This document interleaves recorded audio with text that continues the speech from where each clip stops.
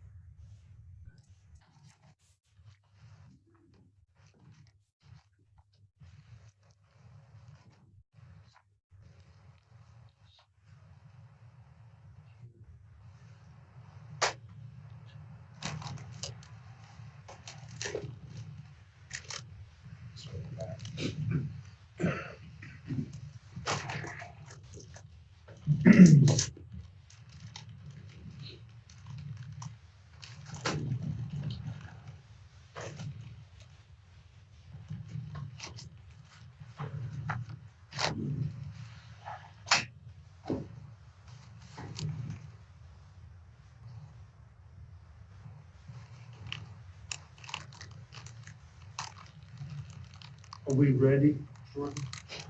Oh, you're ready? Okay.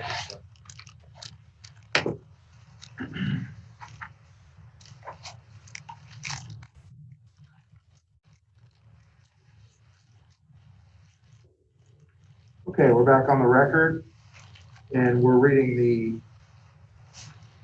WISD mission statement, and I'll continue with it. Quality public Wimberley ISD education drives the future of a successful Texas. As a district, we strive to meet the needs of the whole child, academically, emotionally, and socially. All of our children, parents, faculty, and staff should be treated with kindness and respect. We're committed to excellence in all we do. Achieve excellence in and these are our goals. Achieve excellence in education, foster a culture of kindness and respect, create lifelong learners, make a positive community impact. We're going to move down to item number 1 on our agenda, which is the public forum. I'll be right back. You're going to read the introduction. Why don't we do the introduction for public comment? Do we have that? No, we maybe don't, because. Okay, so these are the public comments. I'm going to read them in the order that they've been submitted. There are 13 of them. First one is from Jenny Kinley. I'm grateful to the board and the administration during this difficult time. As we move forward with the remote learning option, I hope the board will consider the additional prep time required by our teachers to both encourage and support administration building and the required time for teachers to communicate with remote students. I believe this is crucial, not only for the student success, but also to help avoid teacher burnout. We're asking a lot of our teachers during this time, and we need to support them by providing them with the time needed to do their job. Next one is from Tina, no last name given. First, I would like to know what a day at Blue Hole School will look like with COVID safety precautions in place. With those precautions in place, what is the plan to still make sure that children receive the socialization and community? If I choose the 100% online school option for this school year, will I receive a tax credit since I'm not using the new school facilities? If no, why will I not receive a tax credit? Third comment was submitted by Kevin and Sarah Teeter. As parents of an incoming second grader to the new Blue Hole Primary School, we would like to have the option to partner with the district in an at-home or remote learning curriculum. With the current information we have available to us, we do not feel comfortable sending our child back to an in-person school setting at this time. If no online option is available within WISD, we will withdraw our student from the district and find a homeschool option for this year. As every parent and child's needs are different, we would appreciate the option for parents to be able to choose the best environment for their student, whether in person or at home. In addition, the email we received from Mr. Dwayne York on July 9th stated that the TEA has put forward two different types of remote learning options, synchronous and asynchronous instruction. Upon reading through this, it seems Blue Hole primary students would not be able to choose the synchronous remote learning option. As parents, we would prefer the synchronous option and would like to see Blue Hole students be able to choose that option as well. Real-time live instruction each week by a certified teacher would be preferable and beneficial to our second grader instead of the weekly check-ins, similar to how it was at the end of the 1920 school year. These check-ins were well received by our daughter, but provided no instruction or discussion of the materials covered that week. We intentionally moved to the WISD school district to benefit from the wonderful teaching staff and wish that our student could have more instructional interaction with her teachers while at home this coming semester. Thank you very much for your time and attention. Respectfully submitted, Kevin and Sarah Teeter. Comment number 4 is from Jessica Kane. The lack of clear plans for asynchronous learning is deeply concerning for me as the parent of a rising second grader. We need to know what we as parents will be expected to do, what kind of time we should commit, how students will be graded, what support we will receive from the teachers, and more. My student was in the GT program. Will there be one kind of instruction for all students, or will we be able to customize?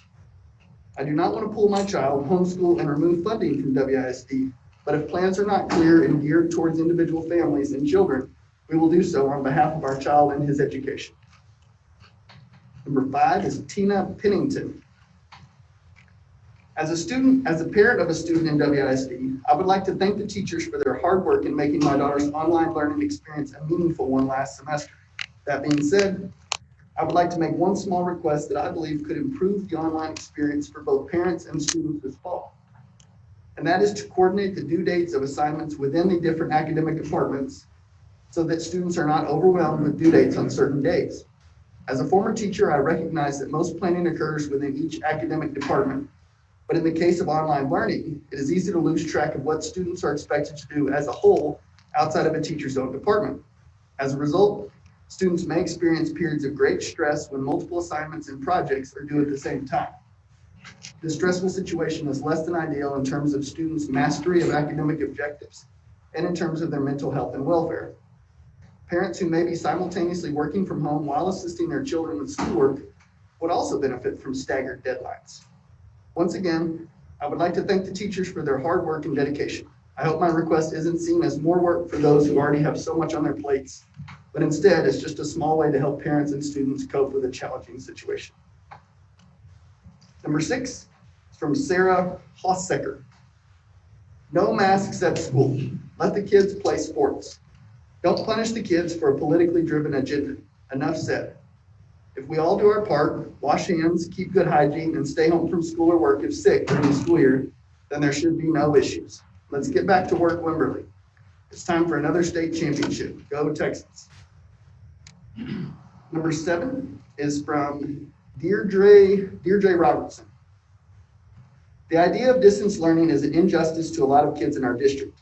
We have 3 kids in 3 different schools. Our oldest falls under special education and is in general education classes. It is a serious struggle to get the teachers to follow his accommodations and modifications during in-person school and pretty much non-existent with distant learning. My other 2 desperately need peer interaction and in-person learning. It will also be an internet struggle if we have 3 kids on computers at the same time. There are many kids that have parents that have to work and can't be home to help their children with school. Every home has a different set of circumstances, and this is not a one-size-fits-all decision. I understand that some teachers are worried about going back. I worry when I walk into the hospital to go to work, but I do it because that is my job. The next one is Cynthia Smith-Noon. Last fall, winter, and early this year, before it was known that the COVID-19 virus had spread beyond Wuhan, China, many residents and students suffered the symptoms now known as the virus. It went through our house in January. It put me down in bed for almost a month. My granddaughter attended 4th grade at Jacobswell Elementary School. She had a cough for about a week. To the best of my recollection, she did not miss school during this time. She did take cough drops with her when she went to school. A few of her classmates did miss school with the same symptoms, but as far as I know, there was no widespread outbreak at the school. I wonder whether the health services have looked into the record of treatments of students by nurses and numbers of absences during those months as part of the consideration when discussing the guidelines with respect to the requirement for wearing masks and other health risks associated with masks before opening next month. Please do not require our children to wear masks. Thank you for your thoughtful consideration. Next one is Bonnie Ball. My son would like to return to high school for his sophomore year without wearing a mask for 8 hours a day. Breathing in his own breath this long, 5 days a week, is unhealthy for him. He would also like to participate in the football program without wearing a mask, due to above reason. He will practice the proper hygiene as suggested, and his father and I wouldn't send him to school if he didn't feel well or had a fever. Thank you for considering our request. Next is Jamie Thibodeau. I would just like to address the board in favor of an August 19th start with an in-person option. I know these times are scary and so uncertain, but one thing I know for sure is how kids learn and thrive best. I know that our students all have different home situations, different social, emotional needs, and very different learning styles. I know that an option of only online instruction will leave many of our students behind, and that absolutely hurts my teacher heart. So many parents need in-person instruction as an option in order to work and still have their kids progress. Many have no way to help with remote learning because they work themselves and can only get to it in the evenings, if at all. That will even be the case for me if we don't offer in-person.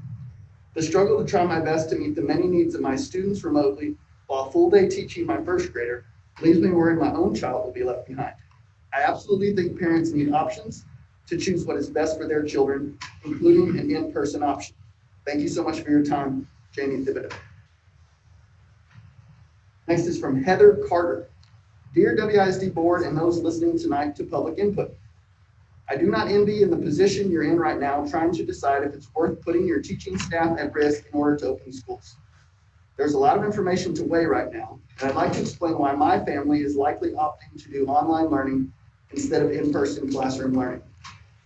We realize it will be harder on our child.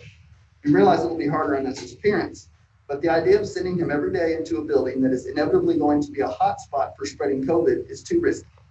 Not just for our immediate family, but our extended family of grandparents, and for the teachers we love that make Danforth worth coming to. In just a month from now, there will be teachers out sick and replaced with subs for weeks at a time. Subs that will not be able to provide the kind of learning our kids deserve for the long term. The teachers will be putting themselves and their own families at risk on a daily basis for contracting COVID. Wouldn't it be appropriate to offer hazard pay? If so, is that in the plan for resuming at-school learning? We have not seen the plan, so I don't even know exactly how to give my input at this time. All I know is that so far it does not seem safe to attend WISD if the plan in place will not require, and more importantly, enforce mask wearing for every student and staff member. Thank you for your time, and I do understand this is a difficult decision to make. I also hope you understand many families will need to continue their children's education online with possibly more experienced online learning curriculums and platforms. If WISD doesn't have a plan to execute their online offerings for students like mine, we too will make that choice soon. Sincerely, Heather Carter. Number 12 is from Robin Rivera. I would like to speak in regards to returning to school in person in August. As a classroom teacher at Jacobswell Elementary, I am ready and excited to return to class. I believe that the safety protocols put in place and the training/practice we will cover in class on the first day of school will help keep us safe.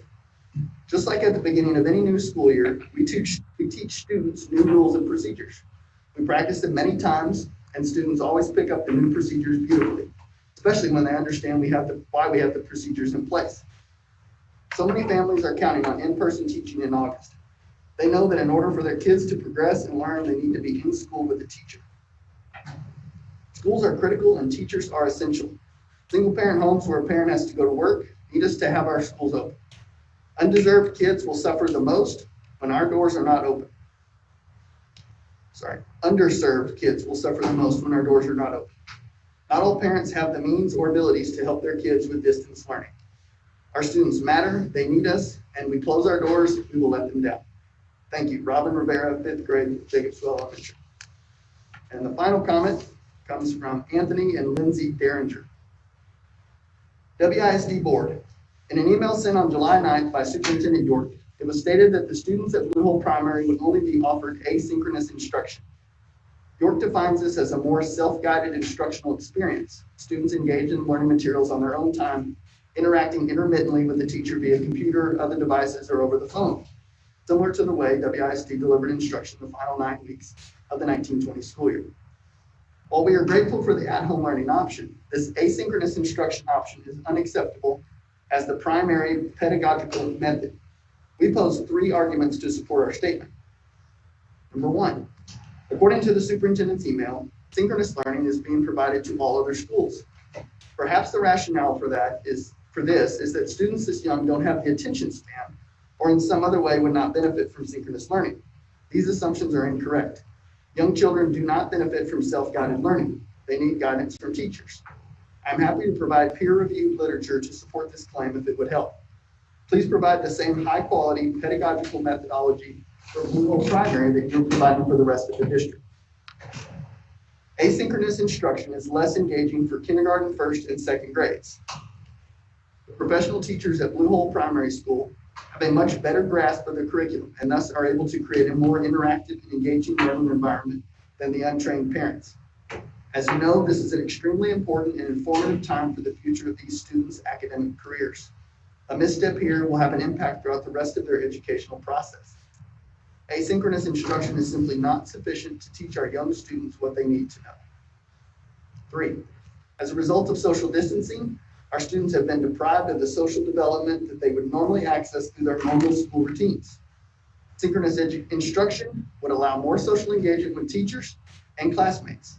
The importance of social engagement and development cannot be overstated during this time. It is probably only second to academics.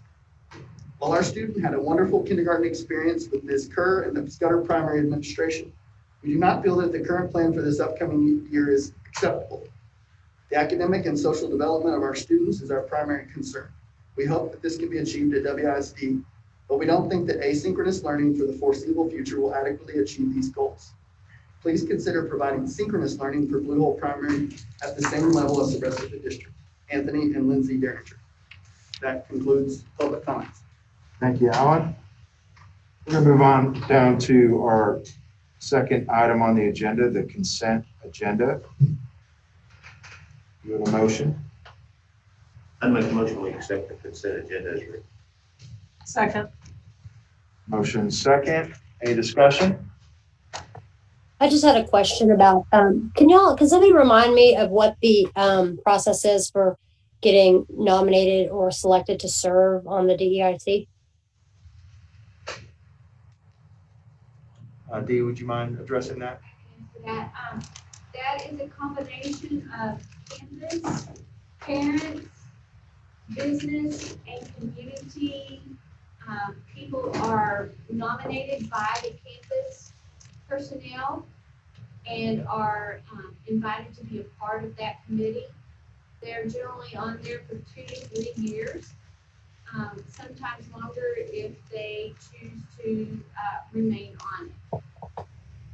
And so that would be like the principal for each campus? Yes. Okay, so interested parents or businesses would just want to get in touch with their principals and let them know that they're interested in serving? Is that correct? Yes. Okay, thank you. Any further discussion? We have a motion and a second, right? All in favor, raise your right hand. Looks like that's unanimous. Consent agenda adopted. We're going to move down to item 3, bond update.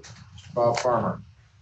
Thank you, everyone. I don't have a lot to update. We're kind of winding up one program, but I'll start with Danforth. All inspections are complete with the exception of the fire marshal, who we expect one of the next couple of days coming up for our final certificate of occupancy. Once that's achieved, we'll move the furniture that's being staged, the auxiliary gym, and complete the job. We have a final punch list review scheduled for the 31st of July. At that point, we should be able to turn it over to the district. Same contractor is doing the gutter repurpose, so I'll talk about that. That work's going on pretty well. They're putting ceramic tile, remodeled bathrooms. They've completed replacement of the cooler in the kitchen, ceiling in there. They're painted throughout the facility. They're going to relocate the portable this week.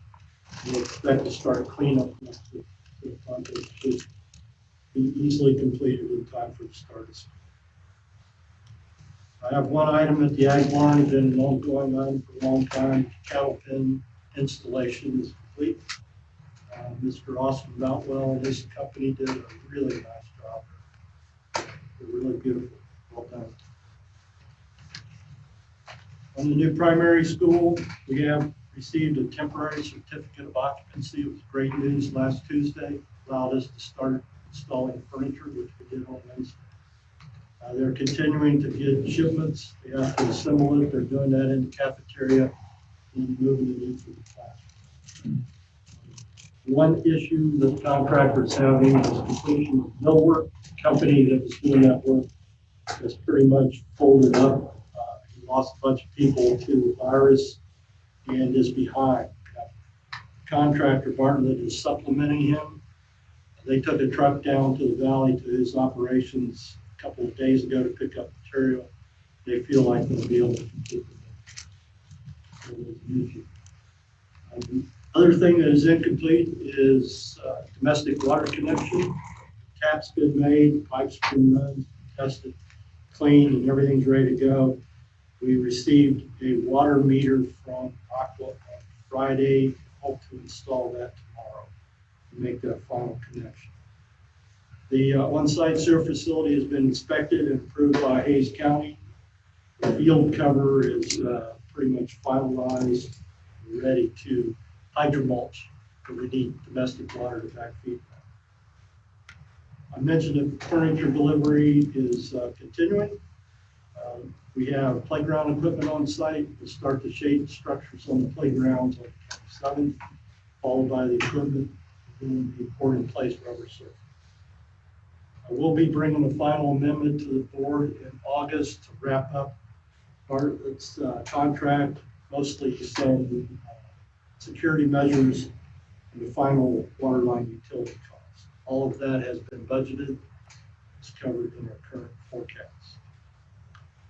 I'm going to come back to athletic storage building. I see it's on the agenda as a top action item. Contractor is about to start the stadium renovations. That work should only take about 10 days to complete, so that shouldn't be an issue.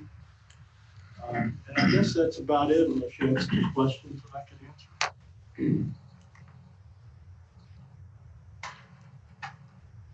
Are we gonna discuss? Yes, so items A, B, and D are things that, that's why Eddie is here. So at this point, you heard Bob, and correct me if I'm wrong, but we're within on budget. We have approximately a little over $400,000 in interest funds. And we have 3 projects here that I'm gonna allow Eddie to discuss. Each one of these projects will fall underneath bond language, according to Richard Donahue, our bond attorney. So I'm gonna turn it over to Eddie at this point. Okay, during our routine maintenance of the cooling tower this year in May, we found that the bearings that are on the fans which control and get rid of the heat of the building, it works similar to your unit at your house. And we noticed that the bearings were bad and they're gonna have to be replaced. Well, they're extremely heavy. They're suspended up inside the cooling tower. It'll take a crane to get them out. And it's out of my amount that I have in my budget. So that's why I brought that forward. We got 3 quotes. As you can see, the best quote is from Roy C. Garrett. He's done work for us in the past. The other 2 were extremely high. They couldn't give me a reason why. But I did visit back with Roy Garrett after I got all 3 bids, and he said that there was no problem doing it at that cost. He doesn't understand why they're that high as well. And that cost is $15,313 from Mr. Garrett, $27,917 from Texas Air, and $29,967 from ABM. Okay. Without that cooling tower, we won't have any AC in our junior high when school starts. So it's kind of a critical item. Let's go ahead and just consider that one. Do we have a motion? I make a motion that we move forward with item A, cooling HVAC shower as the. In a second. We got a motion and a second. Any discussion? Lee, thanks for getting that information to us in a timely manner. Hearing no further discussion, all in favor? Okay, that's unanimous. Let's move to the item B, which is the band cabinets. Okay, so the junior high band is requesting that that they purchase or that we build some cabinets for some instruments. And so the average bid on this is about $22,000. I'm not really sure exactly what we can do to build them. I just need approval from the board to please give me a not to exceed number because the renovation of, Danforth, this does fall under their language. How much money do you need? 22,000? I've been given so many different amounts, and it's who's going to pay for the cabinets. Have you received any amounts on this? So the last that I received was $22,000. I talked to Eddie. It depends on material, time, all of that. And so if you would allow me a not to exceed number, I think that we could move forward with these cabinets. Wayne, I'm sure I missed this and you said it, but all these items still are below the budget for the bond. Yeah, so what we're looking at right now is that we could be dipping into the interest money that we have Right. received via bond fund. So $15,000 for the cooling tower, a not to exceed number. I'm sure hoping that we can come way below the $22,000. I can't imagine that number, but I don't know. But that's what's being out there. And so I want to go on by board. We want to look at the different options, but to be able to move forward, if you could allow me a not to exceed number, then we could move forward on that. I would make a motion. Joe, this is Will. May I ask a question? Yes. So what restrictions, if any, are on this interest fund that has been developed as we have drawn interest on the bonds in which we issued? So in accordance with our bond attorney and all the bonds that we've done, it's been clear that interest money can only be spent on any project related to bond language. And so as you look at our language renovation of Danforth and the band hall, but the cabinets were never mentioned until the last minute.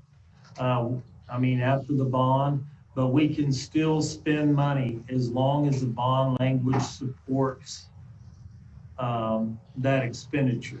And in this case, he has researched not only the tower, but the cabinetry, as well as item D, which Eddie will be discussing.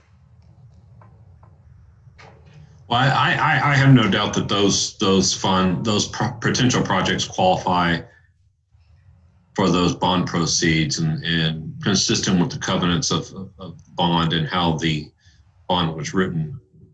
I guess I'm just throwing this out there as we move forward with this kind of unprecedented fall year. Are there any ways any of these funds can be used to help us maintain a high level of public safety in our facilities?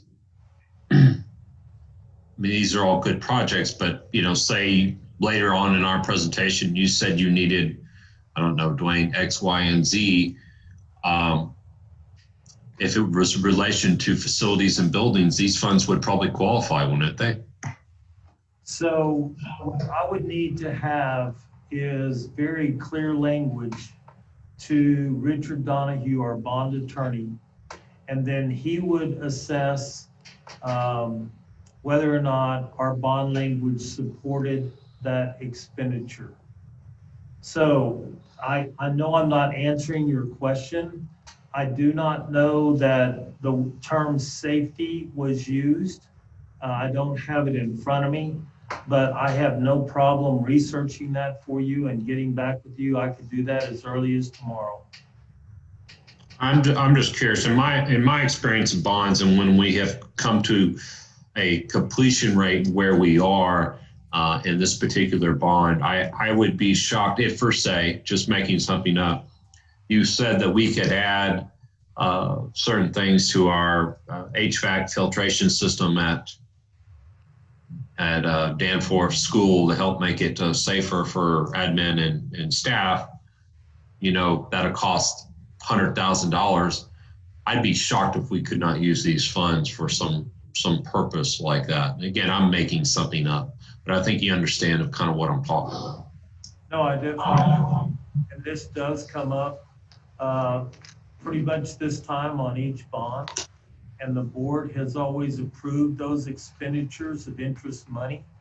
Back in the Jacobs Well day, when we were building Jacobs Well, rainwater harvesting was not part of the project. But the board did approve additional money that came from interest proceeds for that expenditure. I want to follow up on what Will's saying here. Dwayne, do you have any expenditures that your team are considering for health and safety improvements, for example, to the air circulation system for the upcoming school year, or any other kind of construction related improvements? Is anything like that being considered by you and your staff? We have not had that discussion. I'm not an HVAC expert, so I wouldn't really know how to begin that discussion. Wow. Okay. Yeah, Bob, what we would do to enhance. You're talking about air that enters the building, correct? I mean, anything to enhance the quality of the air that enters the building. And filtering that air throughout the school day. Are you aware of any? Well, healthcare projects use UV light. clean the air that comes in the building. So that would be the only thing that pops in my mind right now. For example, say that you thought it was a good idea for us to hold more classes outside instead of inside, and we had to purchase some type of facilitate some type of shade and comfort levels in regards to heat in order to facilitate that. Again, we're making this up, I think, as we go, and we don't know what's about to be presented to us. But before we committed to spending $400,000, might be an idea. If I may, real quick, Will, what we're talking about spending is sub $50,000 based on recommendations from, our staff of things that they feel are within the scope of the bond language already. We're not allocating the full 400,000 tonight.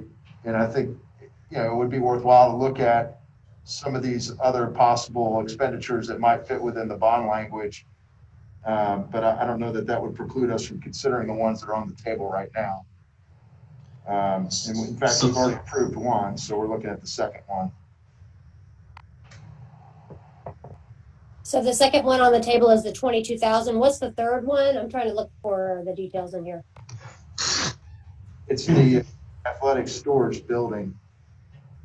Okay, that's probably and that's a bigger ticket item. But I think that's already budgeted. That's already. Yeah, that's already within the bond. Why don't you go ahead and discuss that, Bob, please? Well, no, we got a motion. Hold on a second. We got a motion and a second to approve the band cabinets, right? Yes. Any further? No, I don't think so. Oh, we don't have a second yet? Who made the motion? I think we're just getting ready to. Yeah. Oh, that's right. Oh, okay. Started the All vote. right. Yeah, let's finish this one up. Go ahead. Motion. So I would move that we set a $25,000 limit on band cabinets at Danforth out of our interest from bond funds. Second. Okay, motion and a second. Any further discussion? No? Okay, all in favor? Raise your right hand. Okay, 4. All opposed? I mean, I feel like I'm not gonna oppose this on its face, but We just need a vote. I do have concerns. I'm gonna abstain. I'm sorry. Okay, 1 abstention I'll oppose. and 1 opposed. Motion passes. All right, we're gonna move on down to the athletic storage building discussion. As far as I know, we talked about this briefly in our last meeting about locating it on the property between the training facility and Subway. And that's the proposal. So I'm assuming that's what we want the board to say yes or no to. The location. Does that require our approval? We'll be bringing the price back. We're not there yet. We haven't ever approved location of other stuff, so.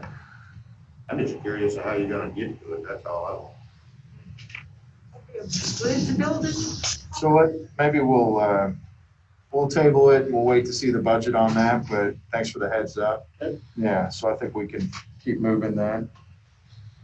We're gonna talk about the demo asbestos abatement of the building at the new primary. Yes, Dwayne had asked me to get you some cost on the abatement, asbestos abatement of the existing building that was on Blue Hole property. And so I reached out to BES. They're the same ones that did bowling for us a few years back.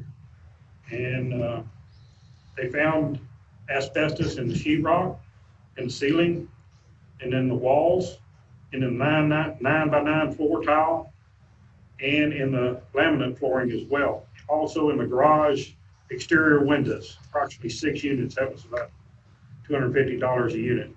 And it came to a grand total of $12,196. Can you say that one more time, sir? How much is the price? $12,196. That's the demo and the That's asbestos? right. No, That's that's- strictly That's for just the the asbestos abatement. right. The cost I got for, and I just got a general estimate for the demo was $8,000 to $10,000 after the abatement is done. Bob, what do we have in the budget for this? About 30. Are we trying to preserve the building? But even when you demo asbestos, you've got to do the abatement, so. I have a question. If this is only like $8,000 or $12,000, why is it require board approval? Because when we started the budget, it was made pretty clear to me that everything would be going through Bob. And he would vet it and then bring it back to the board. And so that's what we've been doing with every expenditure. Well, I very much appreciate that it was brought to us just so that we know what's going on and we know those, but if we had a line item of $30,000, we're below that for demo and abatement. So I don't necessarily see that there's any vote to be taken. Yeah, me neither. Sure. Okay. So do we have a motion? Hearing none, I guess it falls within the scope of what you guys can carry out on your own, but we appreciate the update. Thank Hey, you. Joe, I have a question. Sure. Bob, under Danforth Junior High renovation and addition, there's a line item under amendments number 4 to the tune of $606,000 and some change for scudder repurpose. I know what scudder repurpose is.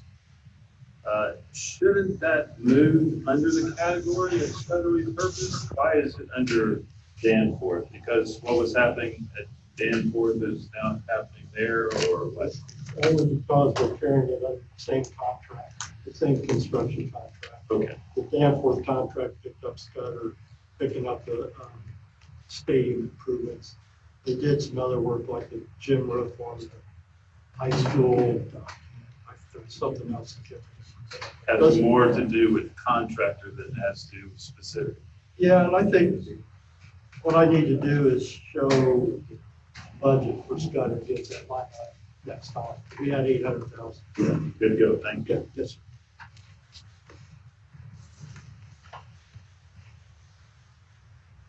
Okay, all right. We're going to shuffle around a little bit, and before we get into item number 4, the reports section, we're gonna skip down to the superintendent's report, and specifically item number 2, which is the preparation for the 2020-21 school year. Understand that we're going to have a few different presenters here on this. Mr. York just stepped out to retrieve a document from his office. So we're going to take just like a 2-minute break until he returns, and then we're going to pick up on item number 2. Joe, can I ask you a quick question? Sure. So when whatever you're being presented in there, is that going to be also shown on the Zoom screen? Because instead of these sort of more general slides that we're seeing? Yeah, the PowerPoints should all show on the Zoom, from what I understand. Okay, great. Thank you. Sure.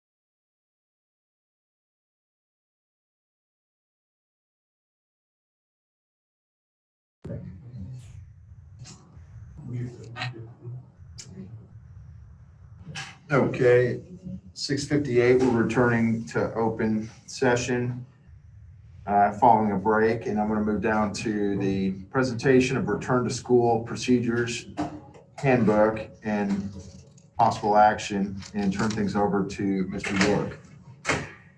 So before I begin, I would really like to recognize the people that served on the reopening task force. Josh DeMarco, parent, teacher, coach. Terry Rushhaver, parent, community, DEIC. Christina Stover, parent, community, DEIC. Christy Miller, parent, teacher. Doug Warren, athletic director. Shad Sherlock, parent and administrator. Ryan Wilkes, parent, administrator, special pops. Darrell Jordan, school health wellness coordinator, nurse. Roz Simmons, school safety officer. Jason Valentine, parent, principal. Sheila Parker, administrator. Greg Howard, principal. Suanna Thomas, principal. Dara Richardson, parent and principal. Stephanie Norris, parent and special ed director. Mickey Perkins, parent. Jordan Link, technology. Jason Grogan, technology. Delane Vanderwalde, parent. Alan Brugman, parent, communication officer. Amy Lyles, counselor, wellness coordinator. Julie Overall, parent, teacher. Megan Buck, parent, teacher. And Ken Strange, parent, community, and EMS. So these were the people that were part of this task force. And I want to start by saying that this presentation is 43 slides.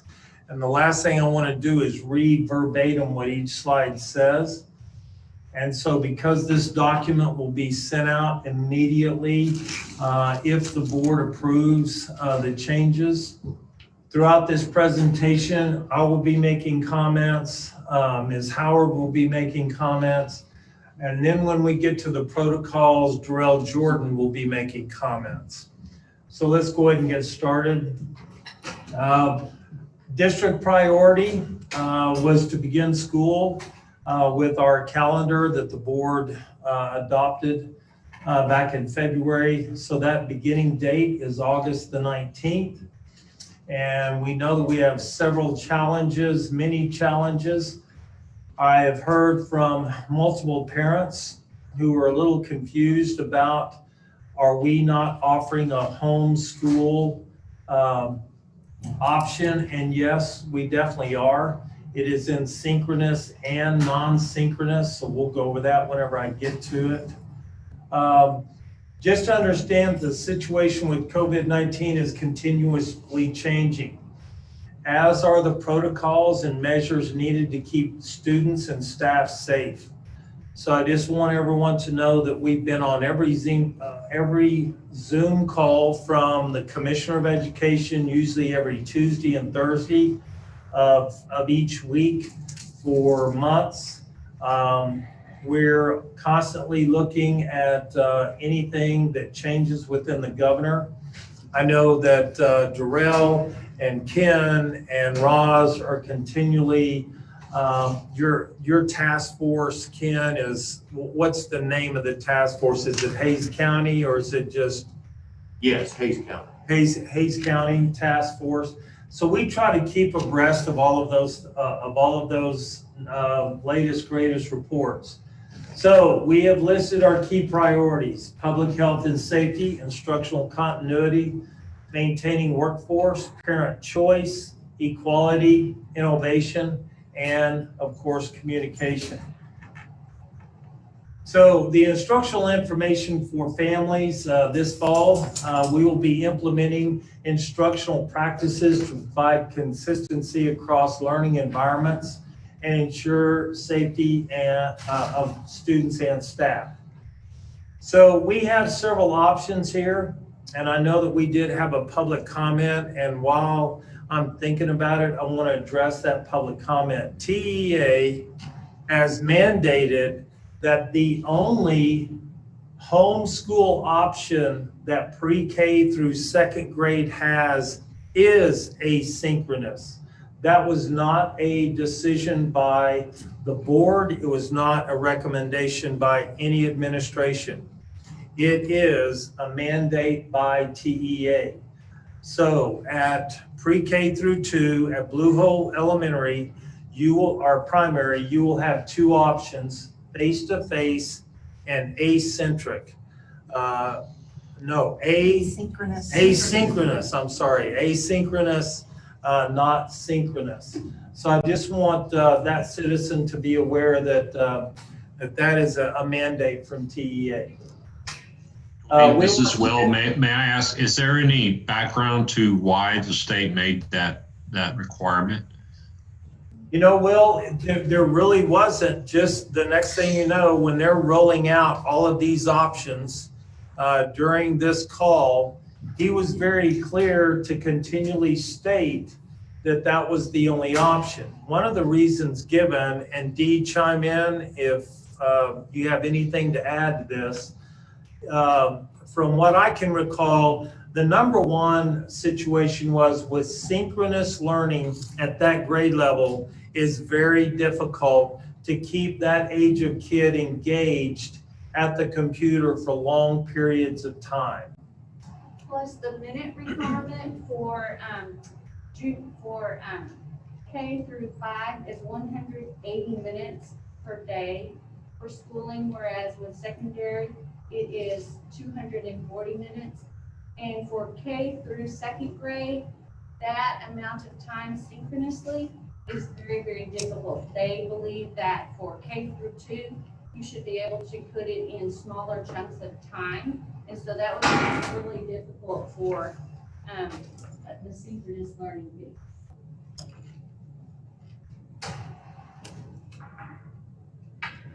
So moving forward, we have bulleted several things that we want to make sure that any option provided to our kids, whether it's face-to-face or remote, will utilize all strategies and best practices associated with blended learning. For those of you that don't know what blended learning is, it's simply a combination of remote and face-to-face. WISD will learning experiences are designed to meet the needs and environment of learning wherever you're at. Students regardless of learning environment will engage in high quality learning experience. This is all aligned with the Texas Essential Knowledge and Skills, the TEKS.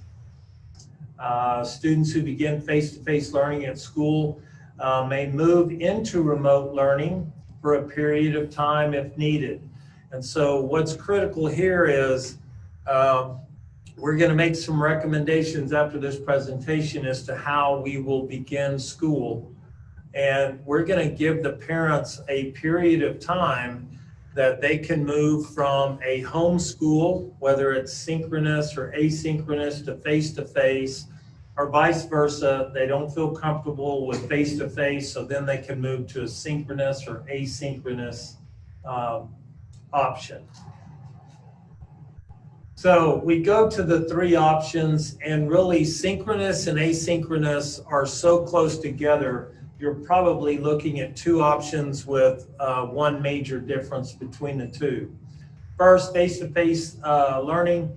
Students and teachers will attend class in person 5 days a week with additional safety measures in alignment with state and federal guidelines and recommendations. In this setting, teachers will provide face-to-face instruction, learning, resources, and support utilizing Google Classroom. Here is something that's very important that we felt like needed to be in our face-to-face learning, is that teachers will plan instruction that can quickly and easily transfer from face-to-face to any remote option. And then district-directed and campus-designed safety procedures will be implemented, and we have at least 10 slides on nothing but protocols that will outline that. And grades 6 through 12 students will be assigned schedules based on their course selections that they made last spring. Now for what we're calling the WISD school at home option. So TEA defines this as remote synchronous learning. Is a two-way, real-time, live instruction between teachers and students through the computer and other electronic devices. Students enrolled in WISD homeschool will be assigned a virtual class schedule, which will follow the schedule that they chose in the spring, and must be available for the live synchronous instruction during each day.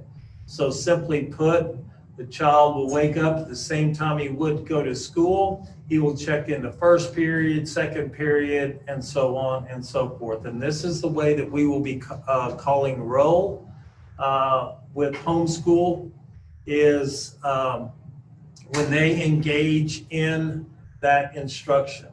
And with technology here, they have told me that once the child has logged in, then we can count him in attendance.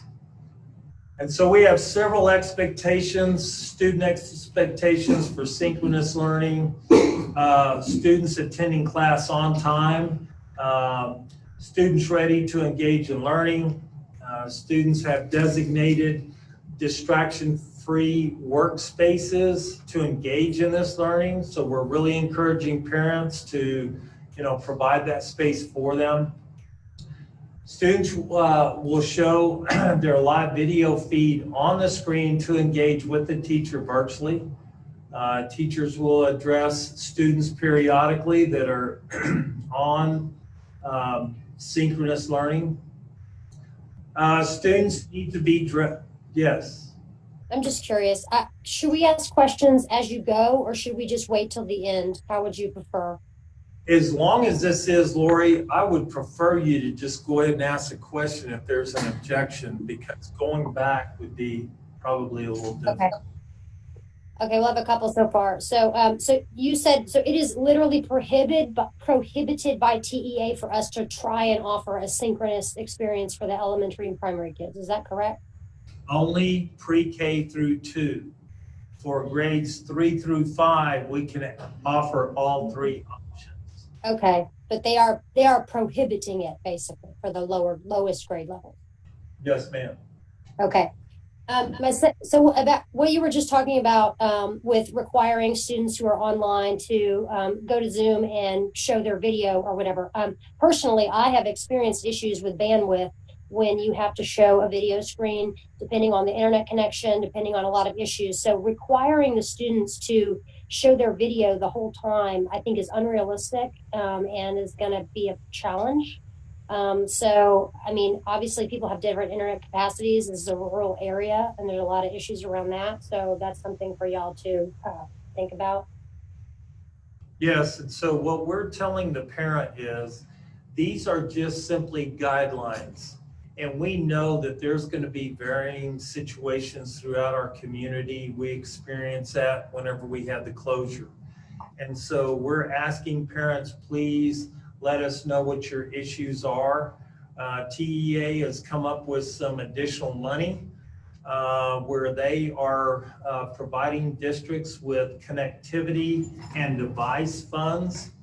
I've talked with our technology team, and in some places, I think that they will definitely work.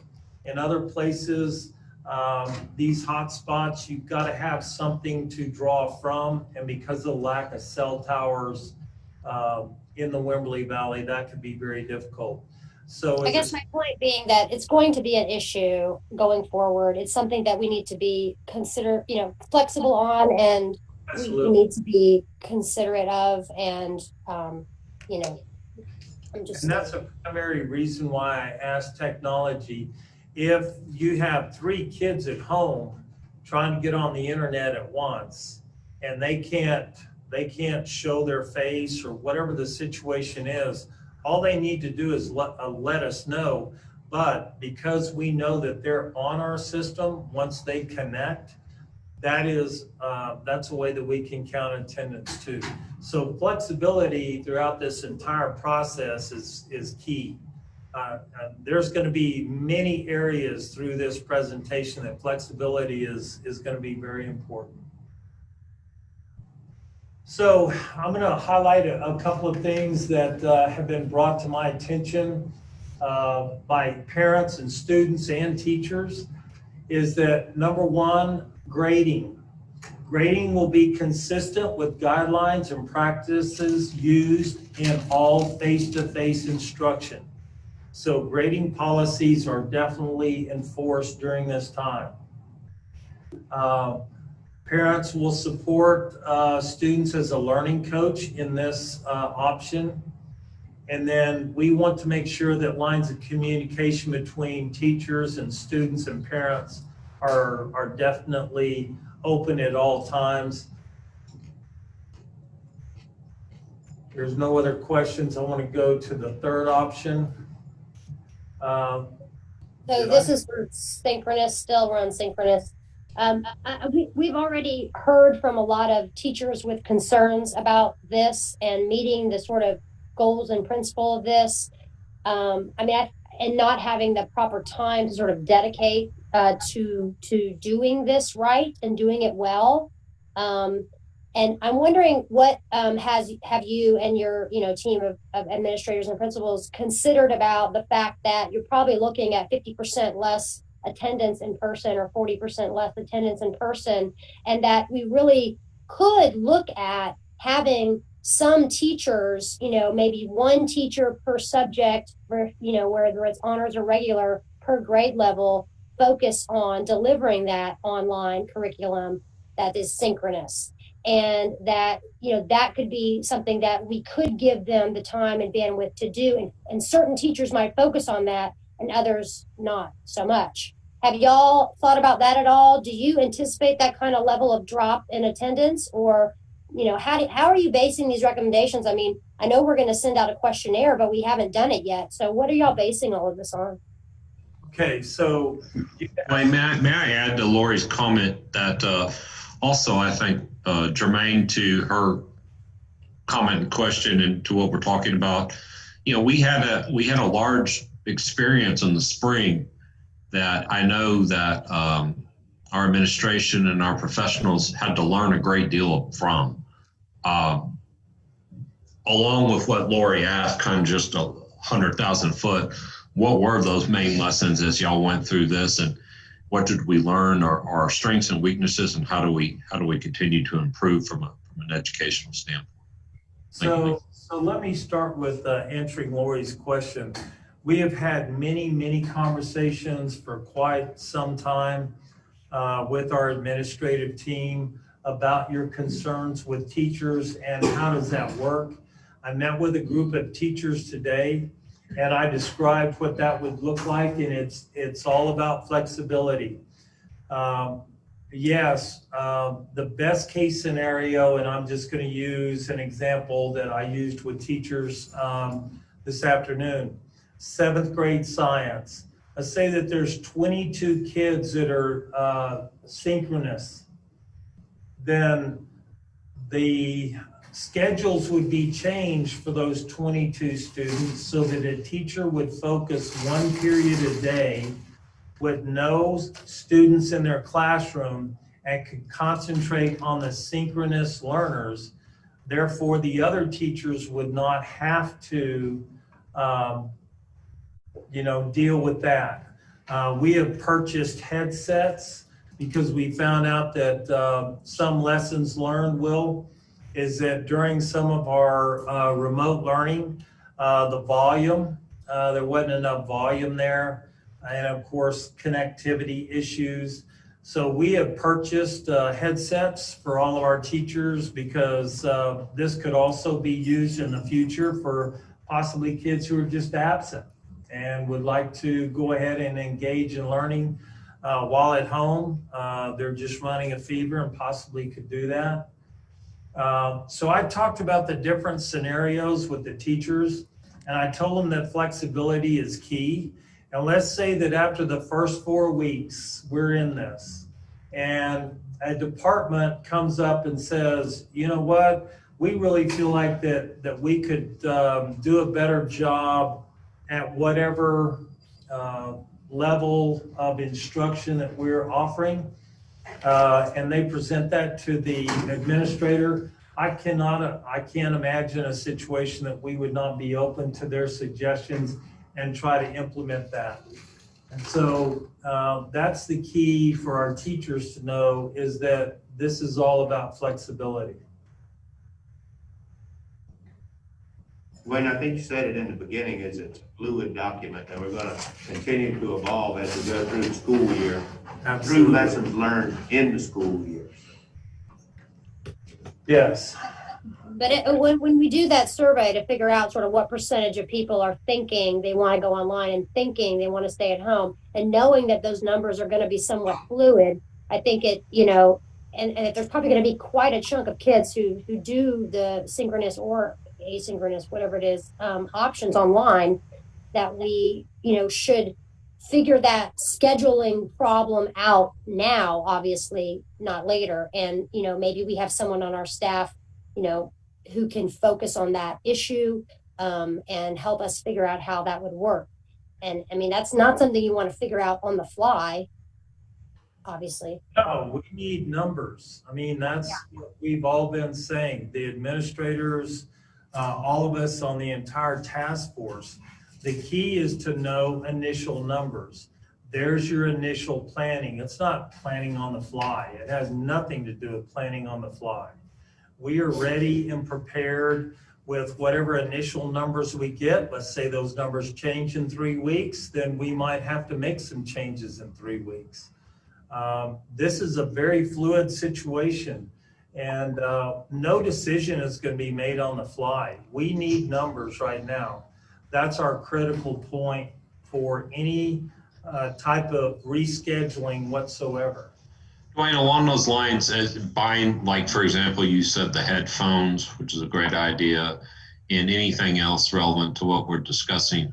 Was there a basis, a guess in numbers in school virtual that y'all kind of used as you went through planning and creating this document? Like 80 come to school, 20 don't, 50-50. I'm just curious. Yeah, so we did an initial survey, and about 75% of our parents responded. Alan, there was 900 plus responses to that survey, correct? Yeah, I think it ended up being about 800 once I eliminated duplicates. Okay, we had some duplicates. 77 that went in a building. All right, so 77% wanted to return to face-to-face. 19 wanted an online version. And 19% wanted some version of online. The rest of them had questions or concerns. And then we had a list of questions and concerns, and that's what we used to move forward with this document. And so has that number changed? We don't know. That's when we need to send out a second survey to our parents along with this document, if approved tonight, so that they can see all the guidelines and protocols that we've put into place. Thank you, Dwayne. Okay, so that's good. So we already sort of know there's maybe hopefully a minimum that you could plan around of, say, 20% of the kids who do plan to go online, and possibly start constructing the schedules around, the teachers to accommodate that, and to let some of them focus on that. Yes, we need to know grade level, and we need to know subject area. Those are the two critical things. So once we have identified grade level and subject area, then that's when we're going to be making these moves. And so these schedule changes we hope to be making much sooner than August 19th, so that we can have these schedules for the kids. Thanks. Okay, so asynchronous learning is a curricular experience where students engage in learning materials on their own time each day, interacting intermittently with teachers via computer, other electronic devices, or instructional material packets. And in this setting, we're going to be using the Google Classroom, email, or phone. And so all of the synchronous lessons at each grade level will definitely be pushed out for these kids on a daily basis. So they can tune in on Monday, Wednesday, Friday. They could tune in once a week.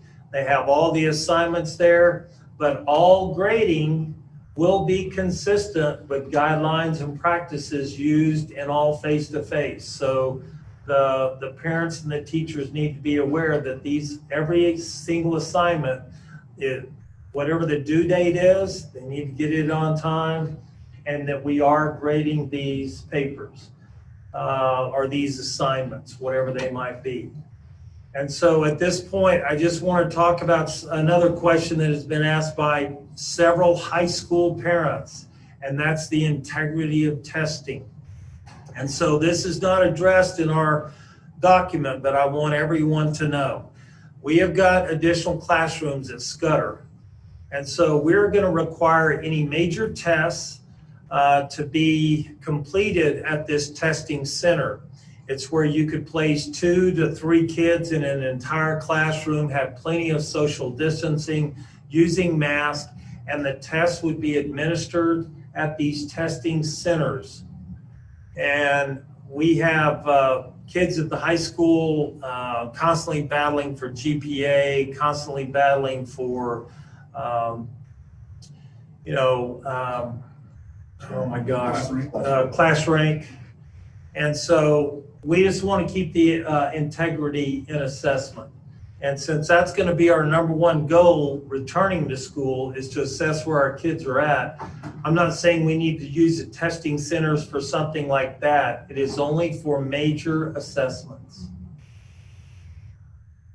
So if there's no more questions about these options, then I'll move forward.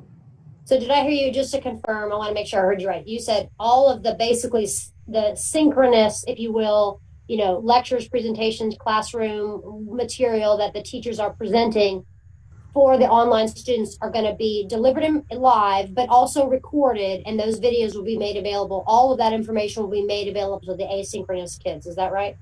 Yes, ma'am. Okay.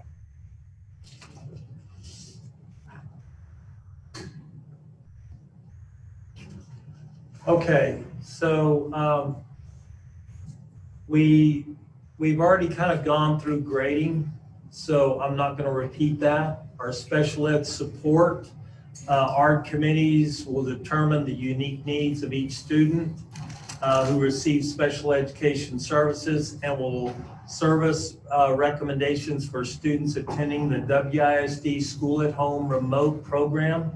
So we will have special ed and 504 support for the synchronous and asynchronous students. I can't imagine us going asynchronous. Is Stephanie here? Stephanie, do you have any comment to make about our special education support services? We'll just follow the recommendations of our special education and 504 committees. We'll do what we need to do. Okay, thank you very much. Okay, now we're going to start a series of slides that just talk about instructional roles and learning tools for both learning environments. Face-to-face, we pretty well know what that looks like. So rather than read all of these, they're broken out into categories. Students, be prepared for learning each day, complete coursework for face-to-face learning for Danforth and Wimberley High School. Take all materials and devices home each day in order to prepare for possible days of closure. We have a line items for parents, access parent resources to learn how students will navigate Google Classroom. All the face-to-face information that they need.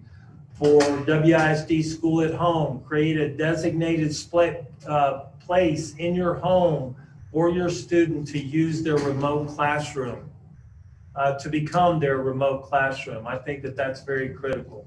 And then we have several bullet items here of expectations for our teachers, meeting weekly, reviewing student IEP and 504 plans, utilizing district curriculum documents, upload a week at a glance for parents and students in Google Classroom, upload instructional materials in Google Classroom, be prepared to teach daily lessons, and take all materials and devices home each day in order to be prepared for possible school closure. That is a constant comment throughout all of these charts. So as we move forward, wow, this slide, is this synchronous? This is synchronous, and so we have all the expectations for student, parent, and teachers. I encourage you to read all of those. Some of them are very similar to face-to-face. The next chart we have is for asynchronous. Wow, am I off? This is all. This is all. This is all in person. This is all in person. This is all Support and in person. intervention. Okay, support and intervention. Okay, it didn't say at the top of the slide there. Okay, I see what happened whenever we turn this into a PowerPoint. That's what happened. Okay, no problem.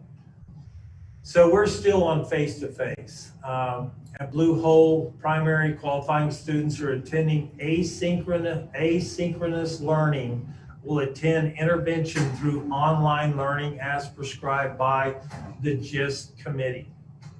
At Jacobs Well, qualifying synchronous and in-person learners will attend intervention in real time through online meetings. We have a section here for parents. Allow your child to attend intervention and tutorial sessions. Of course, assist them, help them in these learning environments. For the teacher, provide intervention or tutorial sessions as needed. Make sure that we implement IEPs, 504s, use data to pinpoint student-specific needs, monitor student progress, provide communication office hours, attend and participate in professional learning,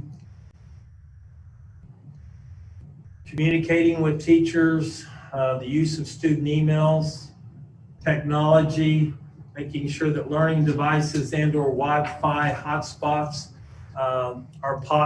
could be possible. So parents just need to keep us informed as to what that connectivity looks like. Yeah, so I mean, a couple of things. So I think that we're kind of, best case scenarioing all of this. Like, maybe a lot of our families have room to have a designated space for their kids to do their learning, and maybe they don't. Maybe it's the kitchen, table. And, I think that, ideally everyone's internet is going to work, but sometimes it's just not going to work because the towers are going to be out, and that's going to be a problem, and we'll have to work with that. So I think all of these guidelines they're well-intentioned, but there needs to probably be even a little more sort of understanding of those, concerns and issues that are going to be there. I think the key for your concerns, which is definitely our concerns, is continual communication with the parent, and the parent letting us know their needs, and then us trying all possibilities to remedy their needs. Because we all know that whenever we closed the last time, that instructional materials in paper were provided for our students. That cannot go away, because we know that there's going to be some kids that are going to need these instructional this instruction in paper form. And so, for example, when last spring, just a ballpark, how many of our students had issues with connectivity? 10% of them, 20% of them, 5% of them? I mean, when we don't have an exact count, I know that we kind of asked that question, and most people just, how did they respond to that question? Ellen, do you have that with you? In the survey, they said of those respondents, 88% had access to a personal device, but then the number drops down to 81% said they had high-speed internet. So did you hear that, Will? Yes, I did. Thank you. That's exactly what I was looking for. Yes. That was a critical question that we asked our parents. And then in this next communication with parents, we want them to reach out to us way before August 19th. Because if we can assist in any way, especially with any additional funding with connectivity issues, device issues, whatever that looks like, we just want to make sure that we're going to accommodate those parents as we move forward. Okay, thanks. And just a quick question on the logistics of the tutorials and stuff. Will online students have the availability? I think I'm reading in here that they might have the ability to go like in the morning if they want to actually, don their mask and go inside to meet with their teacher one-on-one or something like that. Is that a possibility?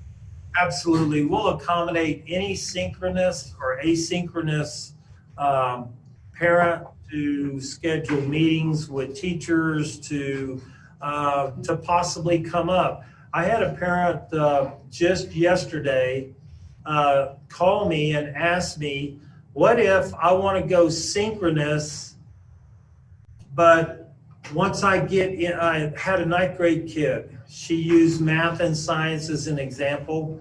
What if I realize that all of a sudden those 2 subjects he needs to attend?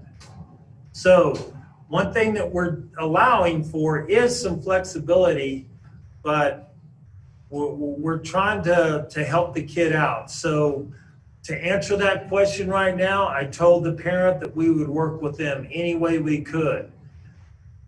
Now, is this an ideal situation for teachers? No, but yeah, we're even willing to consider situations like that. They're not good situations, but flexibility and accommodation for our kids is critical. And are y'all envisioning sort of,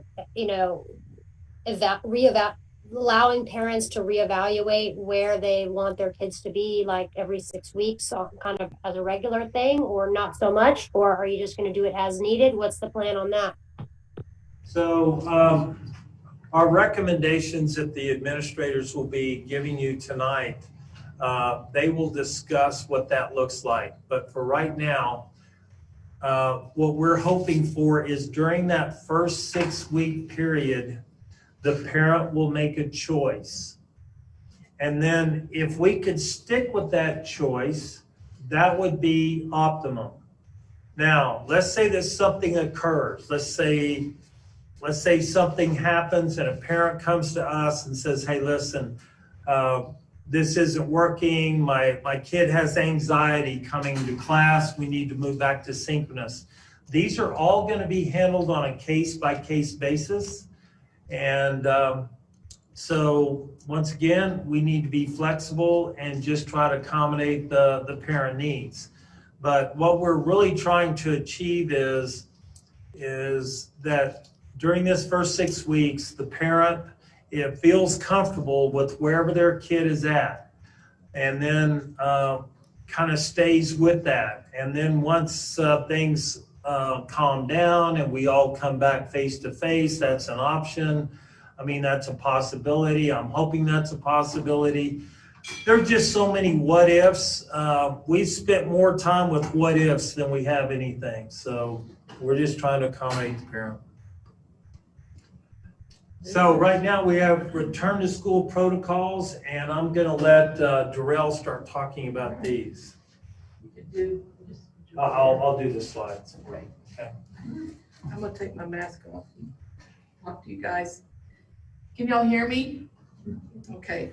I'll preface it by saying what Mr. York talked about earlier, and that is that Ms. Simmons and Ken Strange and I have been attending emergency operations management meetings for the state, for the county, and for Wimberley since March, weekly, sometimes 2 or 3 times a week. And we've been doing that in order to monitor the COVID status within our community so that we would be able to help you guys with information when it came time for these decisions. This morning, we were on the was the city this morning? It's really Hayes County, run by the Oh, city of this morning was Salem. Hayes County, that's Yes. right. So, Ken asked Eric Schneider, the epidemiologist for Hayes County this morning, if he had any recommendations about whether to start school remote or whether to start it in person. And really what he said was that's not his call, that he had been in conversation with the county government people, as well as Dr. Anderson, who is the Hayes County physician, and that while because of the level of infectivity in our community, they think it's a fairly high risk to bring lots of people together at one time. But it's not one of those things that they're in a position to say you absolutely can't do. So I really wish that you guys didn't have to kind of measure those risks. Their goal is not to leave us without guidance. Their goal is to say, yes, you have person to person community spread within the Wimberley community. It is at a high level. It does have some risk, but if you do these protocols and move forward, that's your best opportunity to open safely.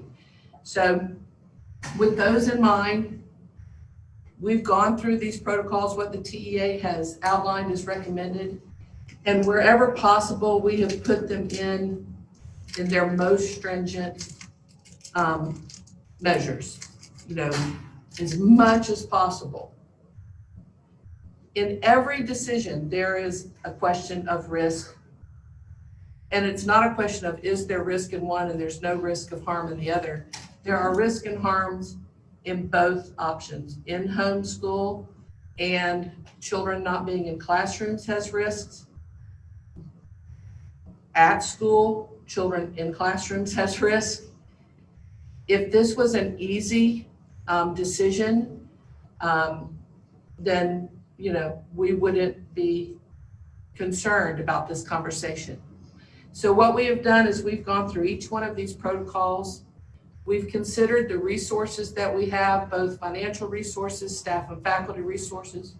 We've considered the risk to the best of our ability from what we know about our schools and how they work and our community and what it wants.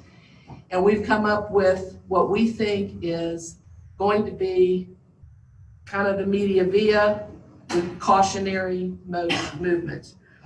With that said, let's move forward. What you're looking at with a protocol is what they call non-pharmaceutical interventions to prevent and mitigate and track COVID viruses in environments. So non-pharmaceutical interventions include trying to prevent the virus from coming into your building, trying to prevent the virus from spreading within your population, and if the virus starts to show up, identifying it, getting people to move out of your environment, isolating them, and then how to safely bring them back in.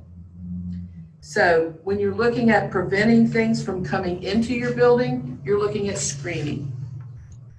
We plan to screen everyone who comes into our building every time they come into the building.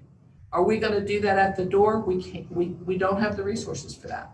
What we're going to do is train parents to screen their children every day before sending them to school. There's an addendum at the back of this that has the screening tools and questions that we're going to teach parents to use.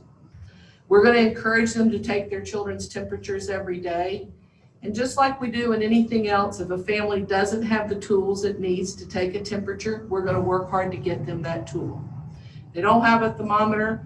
I just bet there's somebody in Wimberley community that will get a thermometer to us and to them.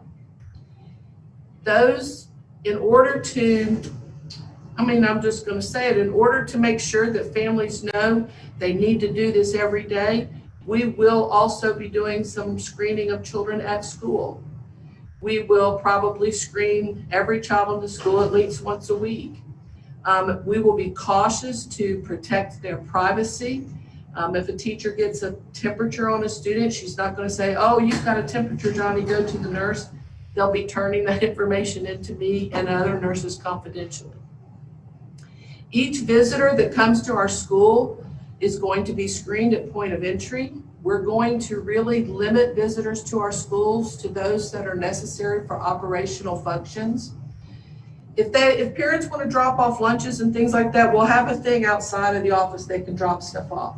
But if you're going to come into the school, it's because you have a job to do there, or you have a role in the operational function of the school. And we're going to keep that in place until the infection rates in our community go down. We're going to do that so that we can keep teachers and kids as safe as possible. The information that staff and faculty will be screening, they'll be using some sort of document. At this point, we're working on a Google document. Staff and faculty screenings that they do on themselves every day will come to me, the district nurse. There's a couple reasons for that. One is for their privacy. Two is so that when we don't want 5 people knowing about that. We want one person and then HR knowing about that, right? They can tell their supervisor if they choose to, absolutely. But what they do is they fill out an anonymous form. When they fill it out, their email automatically fills up my document, and I can click any yeses to the top, check that every day. If they're yes, they're staying home, and then I call them and we figure out what to do there. Point of entry visitors documents will go to our safety director. She's also a nurse, aren't we lucky?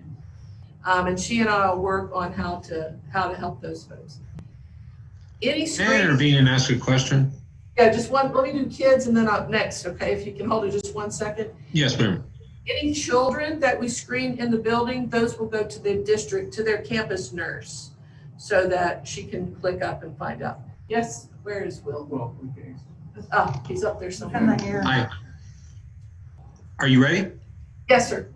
Okay, so we've determined, because of lack of resources, that we would not do direct health checks and screenings prior to students entering the building or entering the main portions of the building. And we are depending on screening from our faculty and from our parents to self-impose that on their kids and on themselves. But it sounds like you believe that if we had the resources and the ability to do health checks and screening prior to kids coming in, that we would, I don't want to put words in your mouth, we'd be at a higher level of safety than if we didn't? Well, you have hard data rather than soft data, right? But yes, the resource challenge is not just, can you afford 900 thermometers?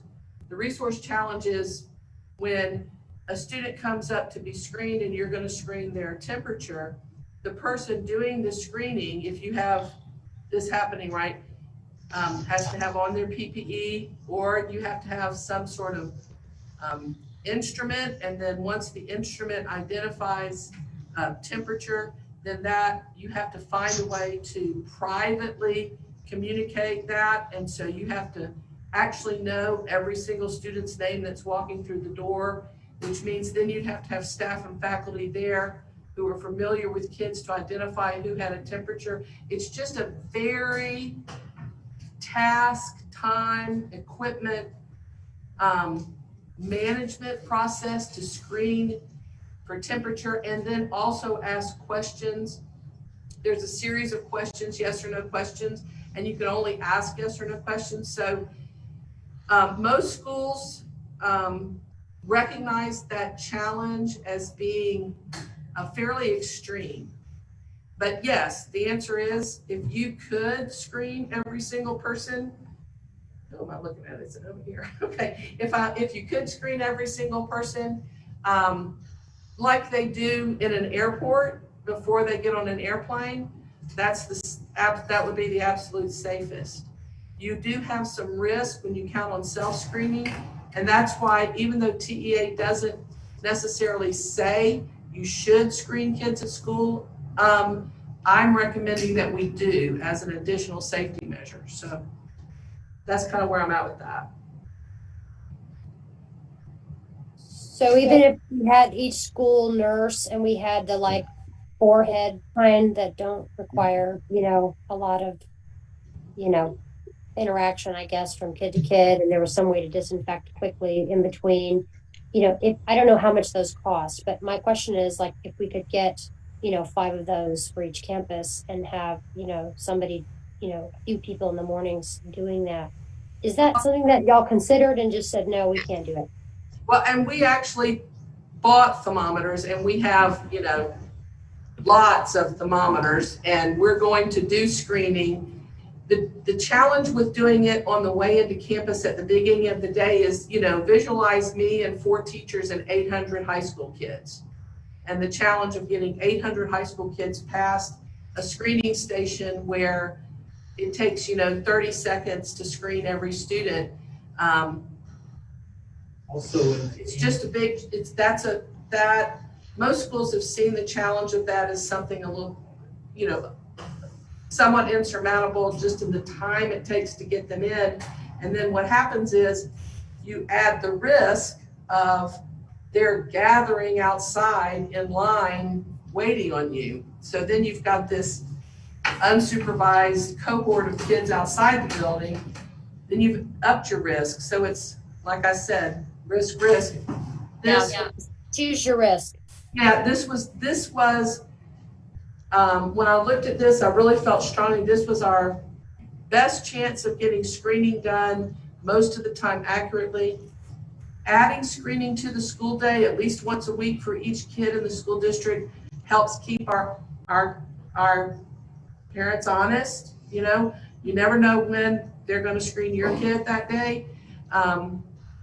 I really think the teachers are going to screen themselves, and particularly they turn it in every day and it comes to me. So I read about 10 different plans over the weekend, and it seems that the only school district that is going to require health checks at this time is Austin ISD. It is what I came across. I did not come across a school district in Hays County, for example, that will be requiring health checks. But it is my understanding that Austin ISD is requiring these health checks prior to entering the building, and understand the resource limitation. Perhaps maybe we can work on that some and figure that out. I think with what you have to work with now, you have a good plan and doing the best with what you have. And I think, it's going to require some monitoring by the nursing staff, but we're happy to have the chance to interact with parents and do the education that's going to have. We definitely, kind of in the parking lot, when we get to the end of this document, there's some educational things. And of course, teaching families what those questions are, teaching teachers what to do with that, teaching people how to screen in classrooms. Those are things that we'll be teaching at the beginning of the year. Rel, I was just going to say, I think that's a huge part of what we're going to. It's going to have to be an education. The more I read into CDC guidelines, it's education as a whole is the key to the whole thing of keeping people safe. So. And so that's going to be part of that. Okay, so any more questions about screening, guys? Darrell, could you make sure that we go through these 3 points? Yeah. So we're the next step after that just initial screening is what do you do if you have someone who answers yes, right? And so or you have a child who during the school day, or a teacher, staff person who during the school day becomes ill and has one of those potential COVID symptoms, or quite frankly any infectious disease symptom, then those students will be removed from their peers. The school district nurses are working, well, we've got a couple new ones, I think, maybe for you guys to look at, but the school nurses will be working on trying to come up with spaces within their clinics where they see ill kids kind of in one area and healthy kids in kind of another area, and some places where if a child comes in and they're coughing and they're running fever, we need for them to go home, a place where they can hold them apart from their peers for the 30 minutes to an hour it takes to get someone to come and pick them up and take them home. Then, let's see, before they can come back to school, they have some standards for health, and they have to sort of, just like they screened out through the nurse, they have to screen back in through the nurse. And this has actually kind of always been part of infectious disease, but we handled it less formally because there weren't a lot of high numbers. By talking to parents, nurses and parents talk to each other. In this system, if you go home with COVID-like symptoms, you have to stay home for 10 days. You can come back after 10 days if your symptoms have significantly improved. If you have been 72 hours without a fever over 100 degrees, and those are the standards if you go home sick. Now, if you, let's say a child comes in, they have a fever of 100 and they have a cough, and I send them home because they're sick and I think maybe they have COVID, they can stay home for 10 days, their symptoms can improve, 3 days without fever. They come back through me before they go into their classrooms. They come to the nurse their first day back at school and see me, and I take their temperature and talk to their mama and make sure they're good, or the other campus nurse does that. What about the child who goes home and wants to come back after 5 days because it was allergies, right? If that child goes to the physician and gets a different diagnosis, they can come back. But again, they come back to the nurse, I take their temperature, I look at their note, I talk to their mom, and then they can go back to class. So there are 2 ways for someone who was sent home sick or who stayed home sick to come back in. One is 10 days, improved symptoms, 72 hours without fever. The other is to see their doctor and get an alternative diagnosis note in order to return to school. Questions? Can I ask you a question? Yeah, I do have questions. Hi, this is Lori. What about, obviously, if they're getting sick, not at school, but they're sick over the weekend or whatever? I mean, hopefully the parents wouldn't try to send them to school, but I'm assuming the same rules apply. Are we going to require, I mean, I don't know how this is going to work, but what about this sort of circumstance where, you know, several of their siblings or their parents, people within their household have tested positive for COVID? Are we going to then require those students to switch to online for, say, a period of a couple of weeks before they can come back? Or what scenarios have y'all thought through in terms of that close circle? Right. So if just as if you go home sick with COVID, if you go home because you were a close contact with a confirmed positive, so if your mom or dad tests positive for COVID and you're a child in that home, then you are a close contact of that person. You actually have to stay home for 14 days. There's a definition of what close contact is. Again, that's, I think, addendum A or B. And a close contact is someone who comes in contact with a person with a confirmed COVID positive test for more than 15 minutes in closer than 6 feet, and there's a little, you know, that's why you visit the nurse, because there's a little gray in there on the level of contact, but that is a basic understanding. It's not a whole lot of time, and it's pretty clear that you can't have spent a lot of time together or else you need to quarantine. Once they quarantine, they test, they come back in the same way. You haven't had any symptoms, no fever, you test back in. How they do their work while they're at home during quarantine, that's not a nursey thing. That's a teacher thing. No, I'm not concerned about that. I'm just curious that there's, I don't, if you're saying that scenario is referenced in this document somewhere, I don't see that. What, that you'll be quarantined if you are in close contact? Yeah, what the policy is on a positive case within your family or household, and that there's a 14-day quarantine requirement. It's in here. Let me see if I can find it for you. It doesn't say family. It says close contact. Let's see. Appendix A. Where is it? Appendix A. Appendix A. I don't have an appendix. Gary, there. Appendix A, screening procedures. I don't think I have an appendix, so I'm just curious about that as well. It's also actually on page 15. If you come up to staff and students should not enter campus or district buildings if any of the following apply. The individual has, second bullet down, has a confirmed case of COVID-19 or has been in close contact with a person with a confirmed case of COVID-19. These individuals must follow all isolation and quarantine guidelines from the local health authority or their physician, and the local health authority is the one we've put in place. And that's the, you know, that's the quarantine system in place. Hey, Lori? Yeah. Are you looking at what Jordan sent us this afternoon, or are you looking at what you got last Thursday? I might be looking at the wrong version here. So I'm If gonna you have the ability to open what Jordan sent us a little bit ago, it has indexes on it. They're pretty detailed, probably too detailed. Well, I don't think you can do too detailed. I mean, that's not, you know, I tried to write down exactly what I plan to do so y'all can read about it. And then if you want to make it less detailed, that's okay with me. But I just wanted to make sure you knew exactly what I was going to do so that when I'm, if somebody. I like the details. Yeah, and if I'm doing, well, it's self-serving because if I'm doing this and somebody gets mad at me, I want to. Smart lady. I don't care if they're mad at me, but I don't want y'all mad at me, okay? Yeah.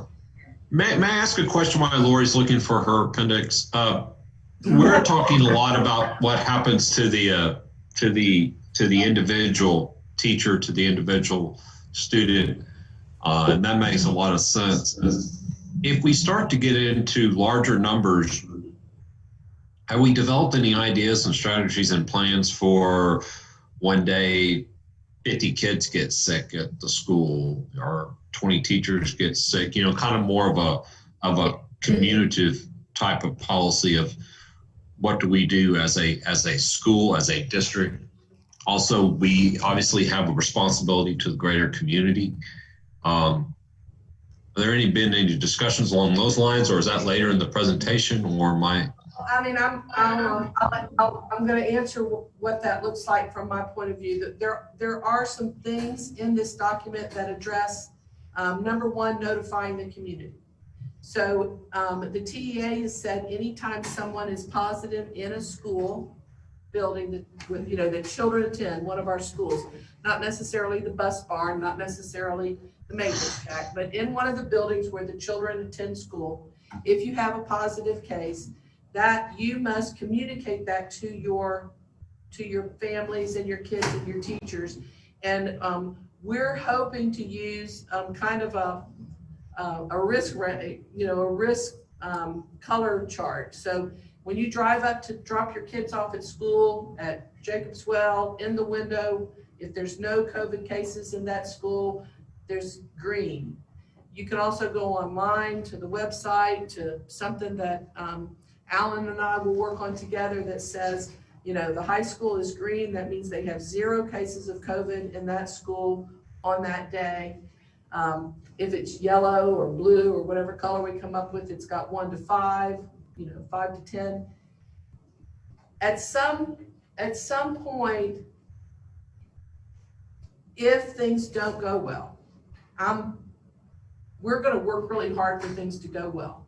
But if the scenario you're discussing comes up, I report every single case of COVID to the county epidemiologist.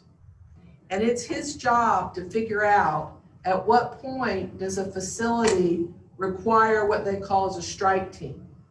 So it's his job to figure out, okay, Nurse Jordan has reported 10 cases of COVID in her school district this week. We need to send out a public health strike team to her school district and meet with her administration and talk about, hey, have you done the contact tracing? Do you know who's all's been exposed? Have they been asked to stay home? Do you still have the teachers and the students and the ability to hold effective educational classes? They might ask us to close for 1 or 2 days and do deep cleaning. Depending on the level of infection and based on the community level at that time, we would get their help in figuring out whether we needed to close for a longer period of time. So those kinds of situations really, they require me to turn in the information to the health department. They require, if you're looking at just infection to close down, it requires the health department to communicate to us that they're concerned and help us to make that decision. If we get in a situation where we don't have enough teachers or students to effectively do education, then at some point, if you're getting, a 30% absentee rate, then the administration will have to get together and talk about that. My experience with that has it's not the first time that an infectious disease has gone through the community. And generally, the school nurses and the principals are pretty on top of how well class is being attended. And as soon as you start seeing ups in absenteeism, either of staff and faculty or children, they start calling my office, what's going on? I start talking to the health department, and we start trying to address the situation and what's wrong. And that's actually something that's just, we have always done, and I anticipate, of course, we continue to do that. So Darrell, did I hear you? Did I hear? Go ahead. Sorry. Okay. Did I hear you right that if someone tests positive in a classroom, whether it's a teacher or a student, that everyone on that whole campus, like the email blast would go to everyone on that campus, all the parents, to say this happened? Well, everyone has to, we have to communicate that there's a positive on our campus. I would communicate that with this color-coded system in the windows of our campuses and available on our website. Okay. Blasting. Okay. I see. Okay. All right. That makes sense. Yeah. And so, I'm sorry, I just one more question. If you want to go ahead, it's okay. Best to do it now.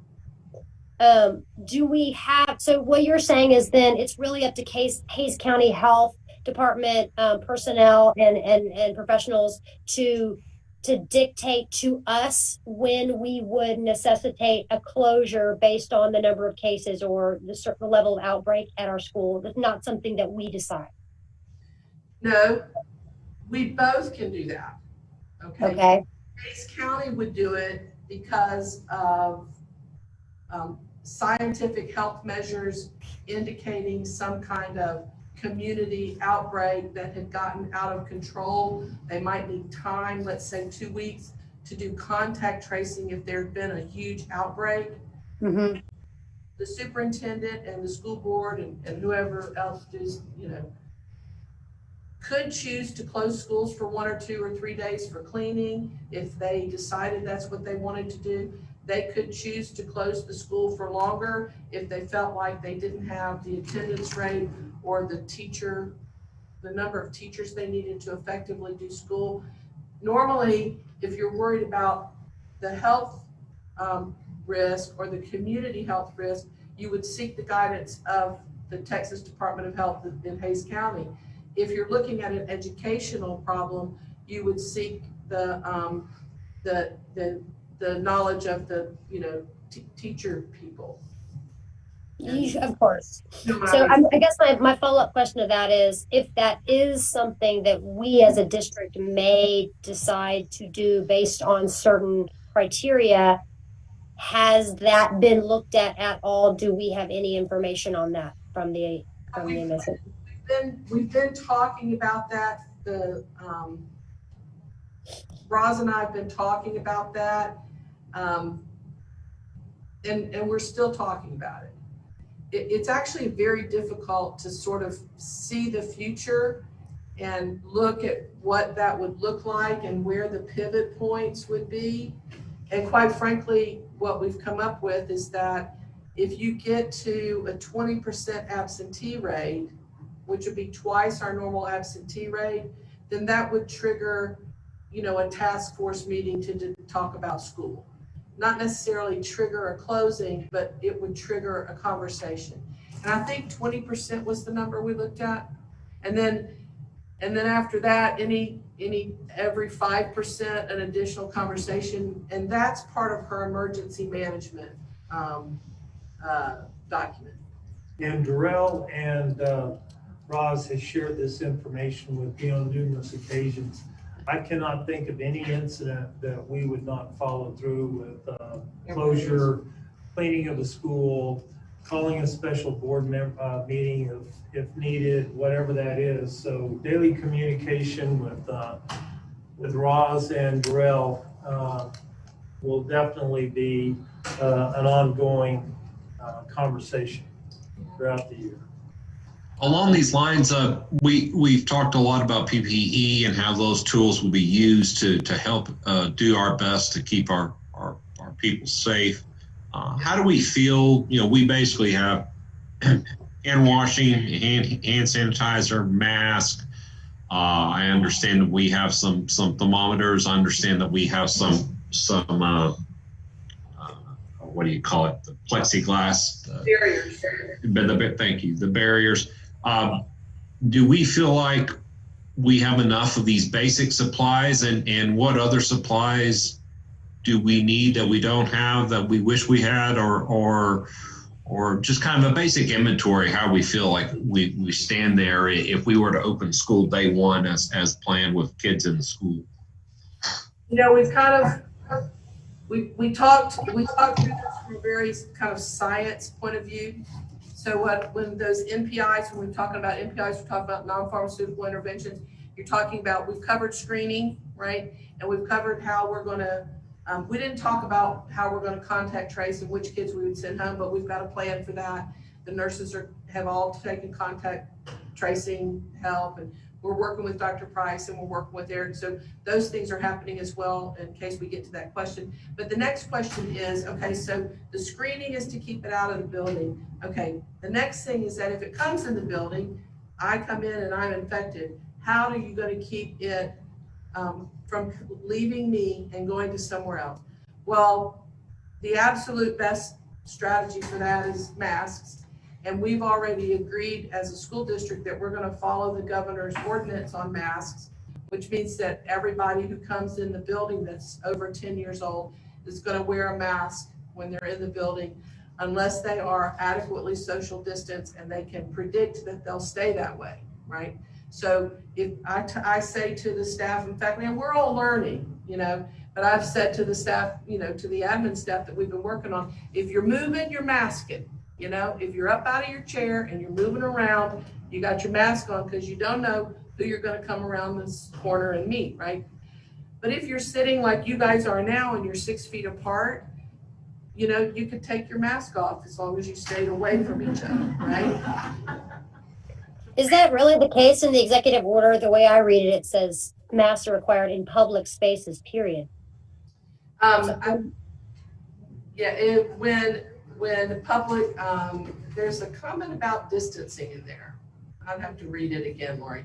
It's only for exterior. Inside, there isn't anything about distancing. Well, in that case, there you have it, right? So if interior spaces require masks at all time, then that's what'll have to happen. I believe that is the case. But important to be very clear and consistent on those points, whatever it may be. Absolutely. So when we go to teach that, then we'll have to teach it. If that's the case, then I should put my mask on, except for that I'm giving a presentation and I know that is an exception, okay? So, so I keep my mask on unless I'm doing this, but that's because I'm like a nurse, you know? So the other thing is that we did make a decision about Jacob's Well, because 10-year-olds, what we didn't want is some kids in the class required to wear masks and some kids not. So the leadership at Jacob's Well decided 3rd graders, we're going to consider them all 10 years old. 4th and 5th graders, we're going to consider them above 10 years old. No. So that we can. That might be. Well, 3rd graders are not 10. Are not 10 years old. They're under. And 4th and 5th graders are 10 years old, right? Exactly. And so that way, the next step when you're looking at barriers after masks, if you're going to keep from spreading, right, the mask is the first thing. But if you don't have a mask on, then the next way that you try and create a barrier is with some sort of study carousel or plexiglass in front of a desk. And so we've got in place, we're going to put plexiglass in front of any of our staff and faculty that greet the public, the receptionists, the secretaries in our front offices, in those places.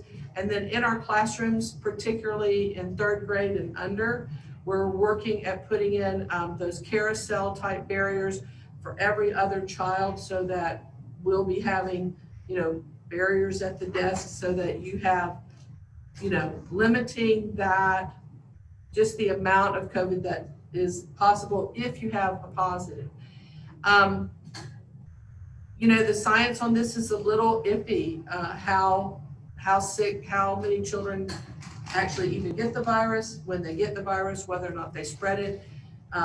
There's no solid concrete answers about that, but there's a lot of concern about young children wearing masks. And since it's not part of the governor's order, our administration feels like the reflection of our community's concern is that we would try and do a barrier at those younger age, under 10, in a different way than masks. Now,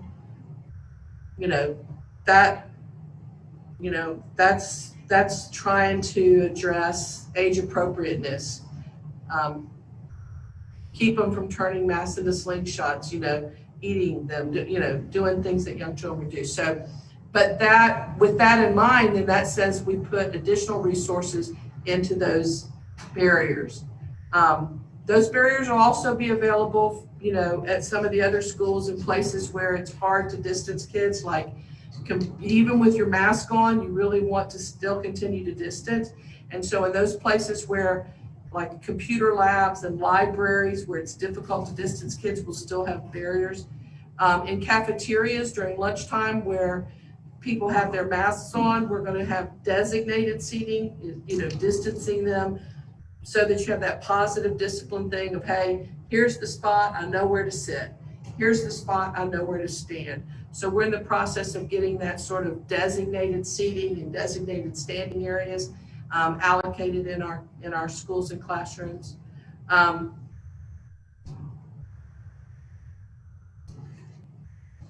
Let's see. Any other questions about where and how we would use masks and barriers? I guess, and I may have missed it, but we feel like we have enough of these initial supplies to carry us through a month of school? Yes. Or a couple months of school? Well, okay, thank you. We have enough masks and we have enough hand sanitizer. We are in the process of ordering barriers. We talked about those numbers today and are ordering those. We're in the process of ordering the bottles. The sanitizer is bulk, and so we're in the process of ordering bottles to put in the classrooms. We have 22,000 masks coming from the state, and we're going to encourage staff and faculty and kids, to use their own reusable masks. And but we do have 22,000, disposable ones coming. We're in process of for those kids where a mask might create a problem for them, and they have either a breathing problem or a anxiety problem or some other health issue. We're in the process of getting some of those face shields that are more helpful in that scenario. So we're working on those things, and it looks to me like we have plenty of thermometers, that those things are gonna, come about without a whole lot of hiccup. Does anybody have do you with me on that, Roz? You think that we're going to be able to get our barriers in place in time and all that kind of stuff? I think we're kind of working on that. Okay, you've already talked about visitors, so we'll go to the next. Disinfecting and hand sanitizer. We talked about that. Yeah. Protocols for campus cleaning and disinfecting. I do want you guys to know that Alan has been working with our custodial staff, and he is producing a video that will be going out to the parents about when, Alan, Should be this week? Should be this week, where they're actually demonstrating exactly how they're going to be disinfecting and what they're going to be doing in between periods at each campus, going down and wiping off any high-touch areas like doorknobs, items like that. So I think that we've covered that. So let's go to the next slide. Protocols for common areas and meetings. I know that Drill has definitely touched on that. We want to make sure that, we're just not going to have massive meetings. Use of virtual meetings for ARDS. This is something that Stephanie has already started doing in special ed. Is there anything else there? I mean, we're like the counselors are going to offer, if you're going to be meeting with parents, we're going to offer parents the option for virtual meetings. So if they, feel uncomfortable coming to school, they can have an option meeting. If a parent does want to come into school, yes, we're of course going to welcome parents into our schools, but we are going to ask them that they come either by appointment or that they come sign up. If they have an emergency, that's one thing, but if it's not an emergency, have some designated waiting areas, and when those are full, then you need an appointment. But the idea is to keep crowds from gathering. If you are going to bring, let's say you wanted to do registration, you bring in, fish camp, you might bring in 10 small groups with a guide so that they can make sure everybody keeps their mask on, everybody stands apart from each other as they move to see something in the school. So we're not going to say we're not going to let anybody come to school for registration. We're not going to say we're not going to do any kind of meet your teacher and see your school. But if we do those things, if our staff and faculty and leadership decide that this is an important part of helping families feel comfortable in the environment, then we're going to do it in a very straightforward way. No more than 10 in a group, proctored by someone at the school, wearing their masks, staying distanced, moving in a safe and orderly way. That's kind of a common area, common meeting plan for those things. So, Jarrell, have you covered this? I don't think I did. Okay. I didn't cover, pardon me. Well, I didn't cover everything in this. I think there's a lot to talk about there, and I really feel like what's most important is that the nurses are going to be the people who get that information. They're going to report it to the appropriate people, and then they're going to contact anyone who was in close contact with that person from the day they have symptoms to about 2 or 3 days before they have symptoms, and talk with them about their level of contact and whether they can stay at school or whether they have to go home. We are hopeful that teachers will use seating charts so that if a child if in a high school classroom where everyone's wearing a mask and they're distanced apart, 3 or 4 feet apart, and only one kid in the class has COVID, and where they sit, the 4 or 5 kids around them might have to go home, but the whole class doesn't have to go home. In an elementary school classroom, if you have a child or a teacher that is COVID positive, that pod, that classroom, nobody in, they're little kids, they're not wearing masks. It's possible the classroom might have to go home, but if they haven't mixed with other classrooms, no other classroom has to go home. So in every situation, we've tried to measure what's in the best benefit of children, who's the most likely to get sick and test positive, and how can we keep schools open the best. And this is kind of the balance we've come up with. And I'm all ears for another balance, but So I think what you're saying is good. I'm just wondering, where is that information in this plan, or is that just sort of what you've cut this like additional that's not quite in here? Is it another addendum in the works? Well, that's contact tracing, right? And so I could put together an addendum of what contact tracing looks like. I didn't do that because it's kind of like, nurse function, but I can absolutely do that if y'all want that on the addendum. It's I I just think it's information that parents will want to know and understand about how these things are going to get handled and what they can expect to learn and know and what, how it impacts them.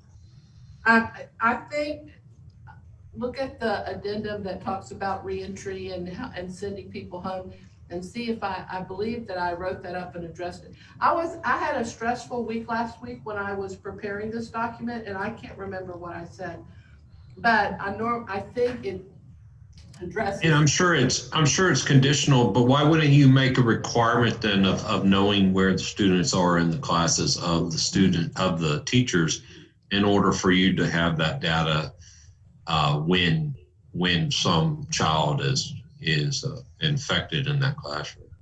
So when you question, why would I want a seating chart? No, I'm asking, well, you said you were hoping to have a seating chart. Why wouldn't you require a seating chart?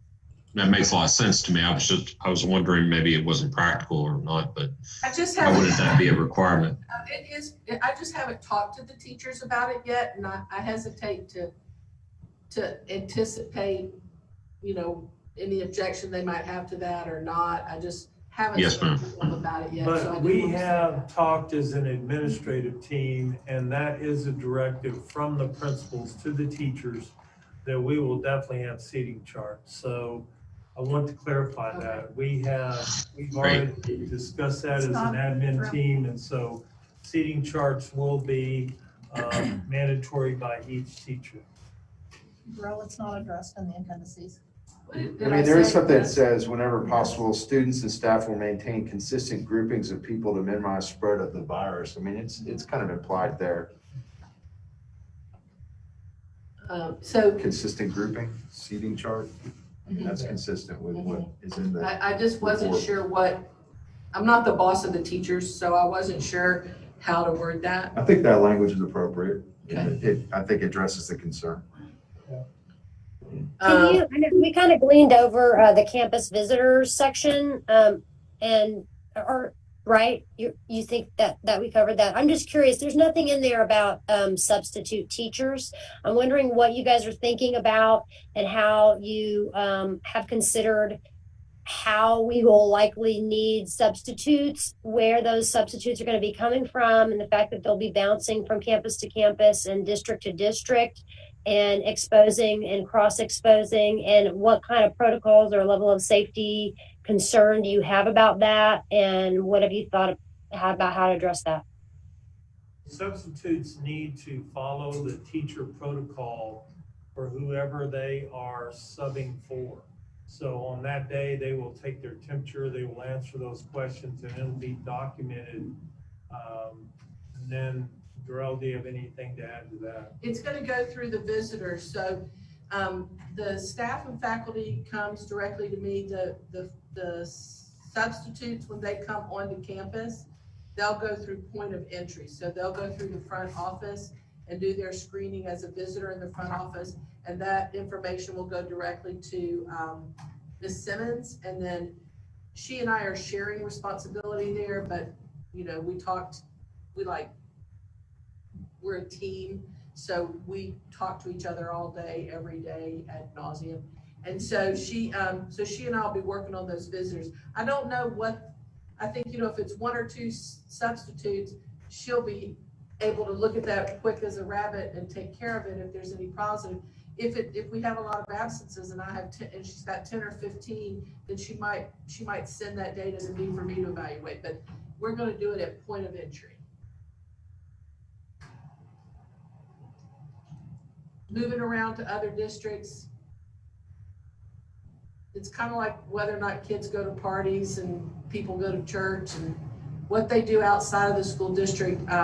Do I have concerns? I have a gazillion concerns. Do I hope that those people who are coming into schools to visit children are practicing the safest possible things in their private lives? I hope so, but I don't have any element of control over it. Okay, now we're at campus health and safety protocols. There's quite a long list of this. As I go through these slides, Darrell, if you have any I think of most of it's kind of self-explanatory. Yeah. But I'll stay here and answer questions. Okay, so this is the training protocols we're going to be going through. The students will participate in training specific to newly adopted health and safety regulations. They'll be trained on information about COVID screening, identifying the symptoms, prevention of the spread, and sanitation areas. And then we're definitely going to let them know that if they experience any symptoms, they need to immediately notify the teacher, who will then notify the nurse. Parents are asked to talk to their students about these symptoms. We've got those listed in this document. And then teachers attend training and develop classroom procedures consistent with TEA, district, and CDC guidelines. And so they're going to be trained on the COVID screening, identification of symptoms, prevention of spread. All staff will monitor students that exhibit any of these symptoms.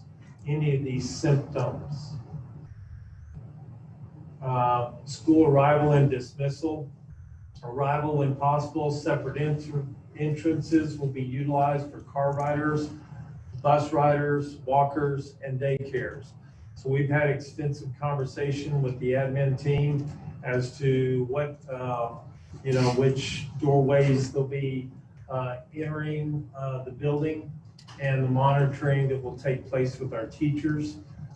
Dismissal, pretty much the same thing. Campuses will designate staggered dismissal groups, staggering the groups of the walkers, car riders, bus riders, or grade level to help manage student movement in the building and to decrease the risk of potential crowding outside at dismissal time.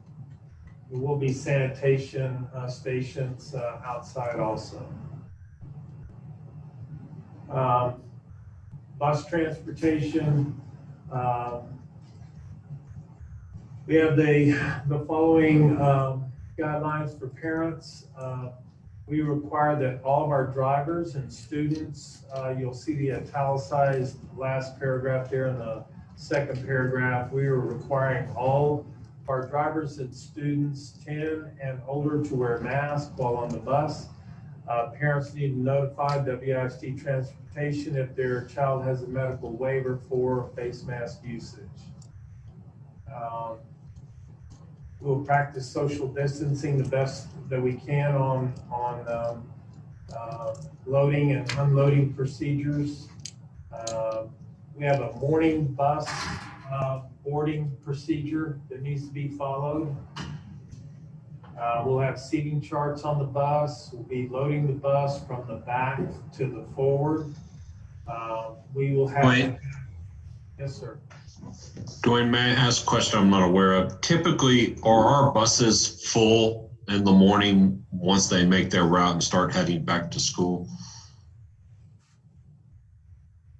You know, that's a difficult question. I would say the most of the time they are not full. In the afternoons, depending on what day, sometimes on just, a day before a holiday, you have nobody on the bus. Well, they're probably on average about 80% capacity. That would be a good 75 to 80%. Okay, thank you. I just wanted the perspective. Sure. Moving on, we have unloading at campus procedure, afternoon campus boarding procedures, all being monitored by teachers and staff, unloading at bus stop. The disinfectant protocol, we are definitely going to be spraying and wiping down all the seats and high touch areas, both morning and afternoon. We'll have a weekly deep cleaning of those buses with the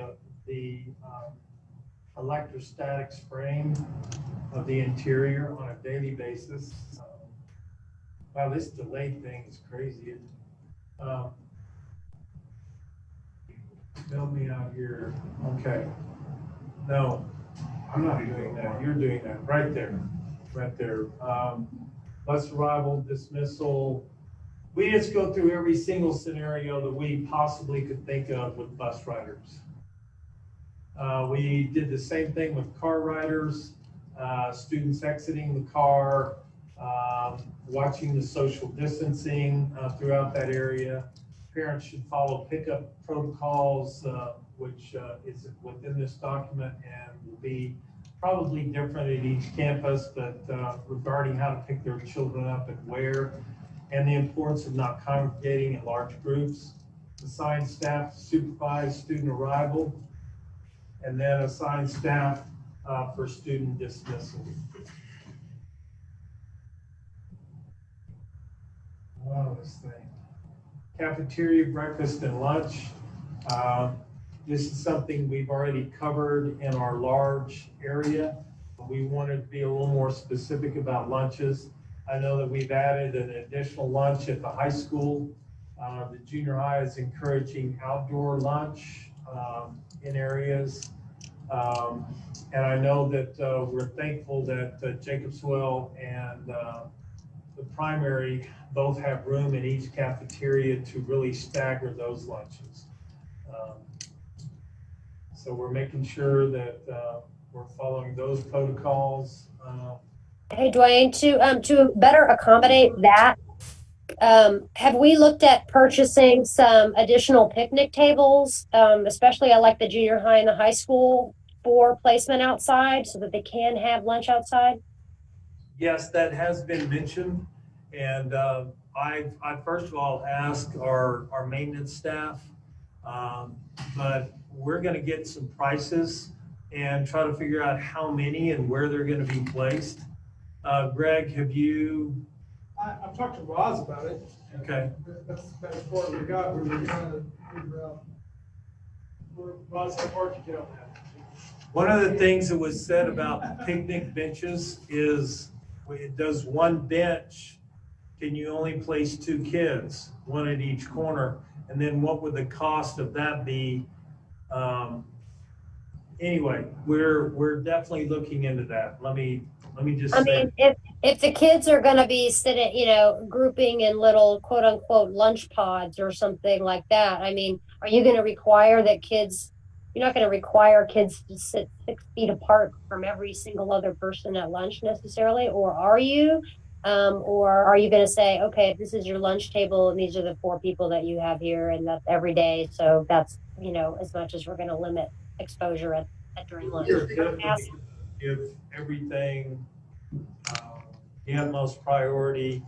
They might be 5 feet 6 inches away in some cases, but yeah. But distancing at lunch is probably one of, there's a couple of really high-risk activities that you do with other people that are most likely to spread the disease, and eating together is one of them. And so distancing at lunch whenever possible is going to be at those upper level campuses, particularly. At Blue Hole, where the kids are in the classroom all day together and they're using barriers, then you might accomplish less by distancing 6 feet apart in the lunchroom. But still, shoulder to shoulder eating lunch together is not the goal. The goal is okay. So we're thinking more like they sit on the ground, on the grass, and spread around in a circle and do their thing. And if they're sitting at a table that you have you kind of figure out 200 kids come in at this many seats, how far apart can we put them? Okay, so standard classroom procedures, of course, doing everything we can, visual reminders for distancing. We were figuring up approximately how many of the desk dividers we needed. I think we are initially going to order almost 700. They're about $30 each. So that's about 21,000, but we feel like that's necessary to at least have those on hand. That's not really mentioned in this document, but it's something we definitely want our parents to know. Hand sanitizers upon entering each classroom. For parents, we want them to please read all school communication regarding health and safety protocols that might be sent to them via email or backpack, whatever method that is, and that they should continually talk to their kids about having COVID-19. So you see how we're starting to get very repetitive in all of these sections, but we just felt like it was important to, say it again. Teachers and staff can be stationed outside their door to provide adequate supervision in the classroom and hallways. Moving on to classroom setup. Students expected to adhere to class and school-wide protocols, avoid sharing school supplies, hand sanitizers in each classroom. Don't be sharing snacks. The teachers and staff will make sure that we have the right location for hand sanitizers, tissues, trash cans, things like that. Teachers and administrators we're going to probably have walls covered in protocol warnings. We talked about that in some great length today about what that looks like on each campus. And then if you'll notice on bullet 4 here, if space allows, teachers will create assigned seating arrangements to encourage social distancing consistent with TDA guidelines. All student desks should face the same direction when possible. Should we add something there that says all students should sit in the same spot? Well, that's what a seating chart would require. Okay. To do. And so as we've mandated that, I think we've covered that. Okay. Okay. Some more, wait, I just need to change the slide. Okay, classroom arrival, very important. After washing hands and using hand sanitizer, students are asked to immediately go sit in their assigned seat. Students should avoid touching high-touch areas if possible. Teachers should prop doors open to allow for additional ventilation during the day and in between classes so students don't touch doors and handles. So this will be a different protocol than we've had in the past, is keeping those doors open. Water fountains, pretty straight up, there are none. We will be wrapping them up. We're asking all students to bring a usable water bottle for the use throughout the day. And then we're encouraging parents to be cleaning those water bottles on a daily basis. And Wayne, where are they going to refill? okay, so Ross has another. yes, Roz, please. This is where I've gotten with Eddie, and those refillable stations are pretty expensive. Not all of our water fountains are exactly the same. Some will have to be retrofitted, some will just have to have brand new. That'll be the next thing that we're moving to as far as what that cost is. The water fountains that have. He talked the one like we have out here. Yeah. And so Blue Hole already has those. yes, Blue Hole has those. I think Jacob's Well is retrofittable fairly easy. It's the high school and the junior high where we're going to have And I some don't issues. know if Danforth has a water fountain in that new edition. And one thing that we feel like we need to encourage parents to do is that have them bring that water bottle full. And then please, we don't have lockers. We're only going to have backpacks. Please drop a couple of bottles of water in their backpacks. And How quickly can we get the? we have sinks and kids come and fill their water bottles up in my office all the time, and the school nurses will help with that. Until we can get, it would be really cool to have water bottle filling stations and we would love to have that, but the nurse's office has a clean sink and they can come there and fill them up and I'll, we'll make sure. I was gonna say, yeah, I mean, we need maybe each campus has a couple of designated places where somebody's there with their PPE and their glove and they fill bottles. The athletic training office has, a safe place for water. The nurses' offices have safe places for water. And kids have been using those. And I anticipate they'll continue to do that. making them drink water is the problem. You know, I like make them drink water. Can I ask a question about teacher training? Yeah. I'm assuming masks are going to be mandatory for all your upcoming teacher training, and I don't know how many people will be in the building or facility or wherever you normally host that. Has any consideration been given to possibly moving that outside or somewhere? You know, I don't know. What have y'all thought about that? We're just gonna do it in small groups. We're gonna do it inside because it's too dadgum hot outside. Yeah, I hear that.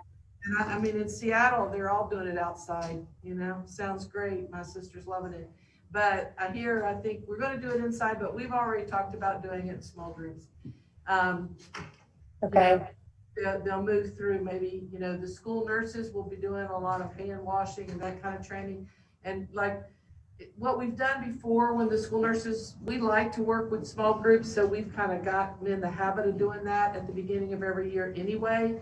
And you know, it used to be if you wanted to go look at the nurse and then she would send it to you online. But this year the principals are going to say, you have to go to the school nurse training, you know, so we'll set up some times when they're going to come, and we'll have some small groups and do, you know, show them how to get gloves on and off, show them how to wear their mask properly, show them how to do hand washing, talk to them about line of sight with kids coming in the building, all those protocols, that kind of safety stuff that I'm talking about. The nurses are going to do the education with the staff and faculty, and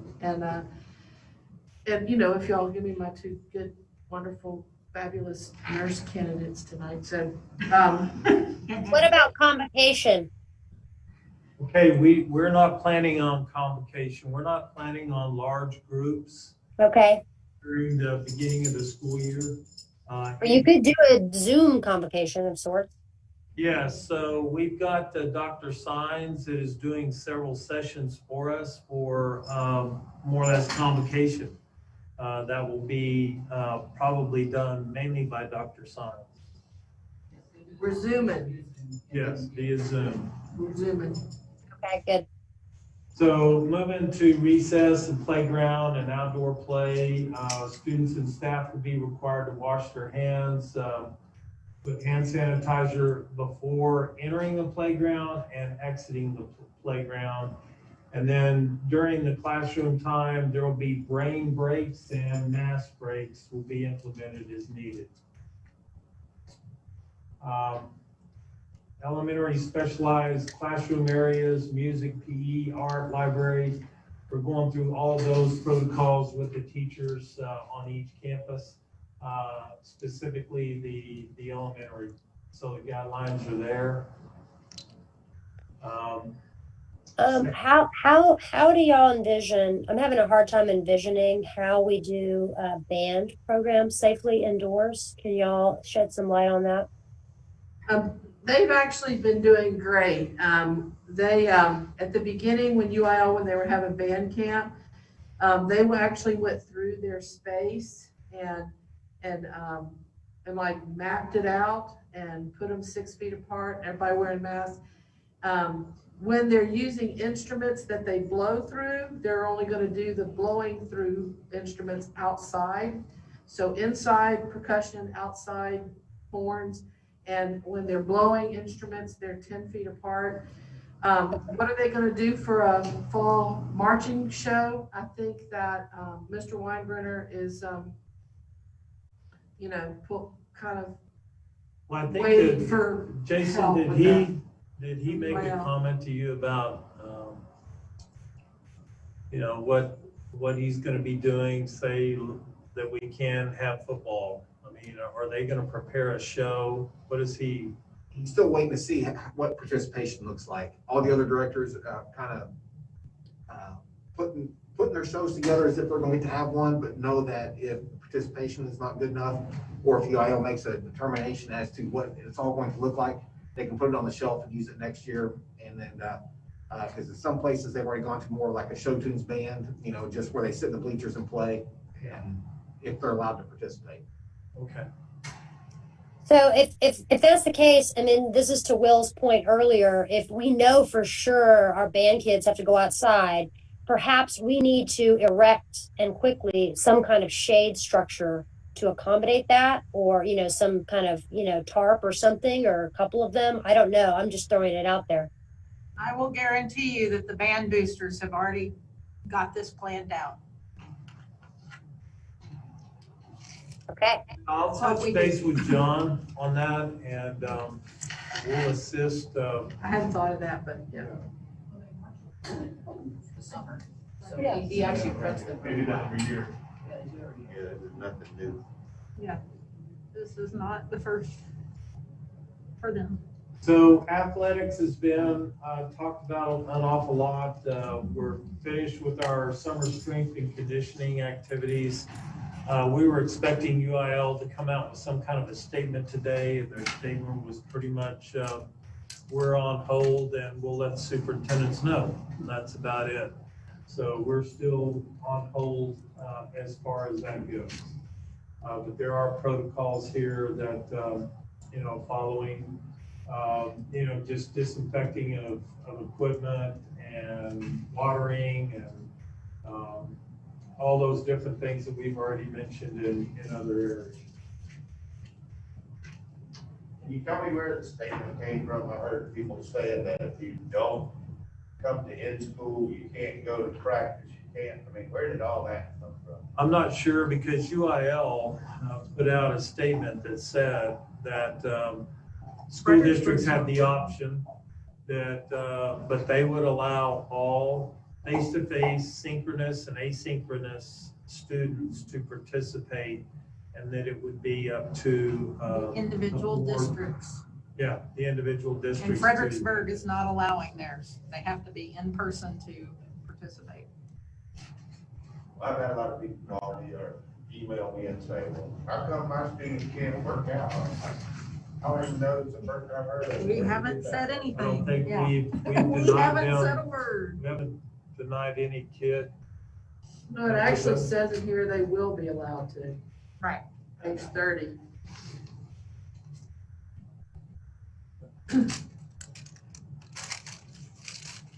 So the cheer drill team has protocols much like athletics. Cheer students will not share equipment, props, palms, or megaphones. And then, of course, bring their own water bottle. Fine arts, large group practice sessions, sectionals, rehearsals for band and UIL. Booster club meetings should be held virtually. And then students will access private practice rooms and communicate virtually with private lesson instructors. School events and activities, guidelines for school-wide events. Campuses are prohibited from planning large attendance events such as all school assemblies, parties, social pep rallies that bring large groups of students together at one time until further notice. Administration will follow all WISD, UIL, and CDC guidelines. Back to school and transitional events will be planned in a manner that minimizes large congregation of people in one spot.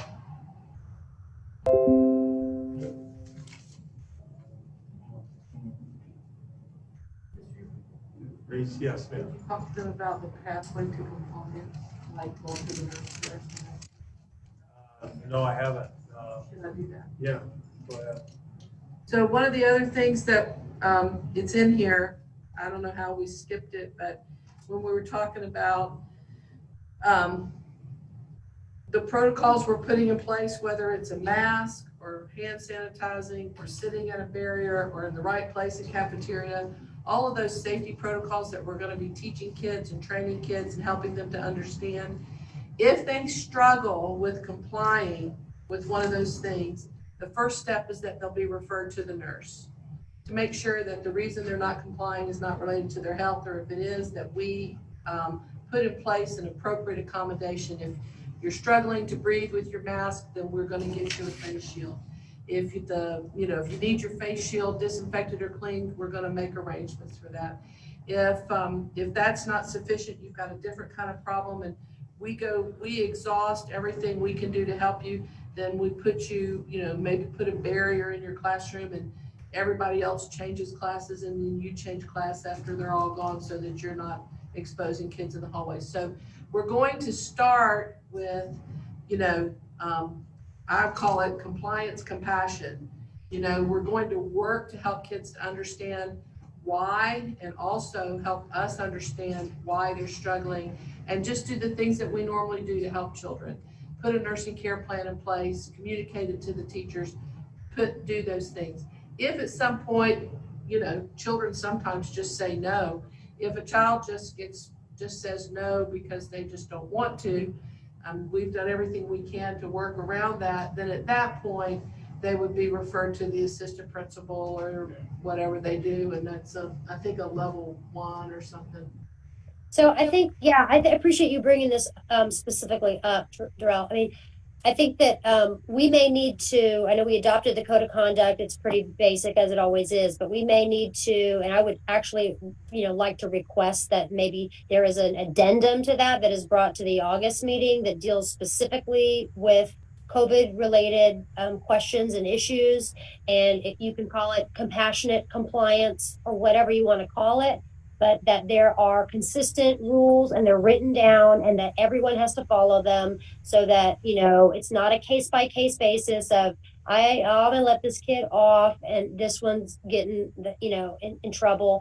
Everyone has the same rules and maybe they get, a couple of chances and they're different probably for sure at the high school and the junior high than they will be at Blue Hole and Jacobs Well may not need this, but that kids, or maybe they do. I mean, kids who consistently, refuse to follow these rules that are there to protect everyone's health and safety. I mean, that is one of the line items in the grievance procedures. So maybe adding something to this document that just references that, if you don't follow these health and safety protocols, this is considered this thing at the level 1 grievance procedure, whatever. So that, so that people understand that the code of conduct applies here and that this is not optional. I did put it in there. I don't know what page that is. Okay, so you think it's in there somewhere? All right, let me know. This is what Darrell just went through, and it becomes part of our level 1 student code of conduct. It will be stated in that level 1 in our student code of conduct as to what those procedures are. And it's listed in this document. So you're saying on page 17, is that what I heard, Tracy? I'm looking on there, I don't see it. Yes, page 17. There's like a little,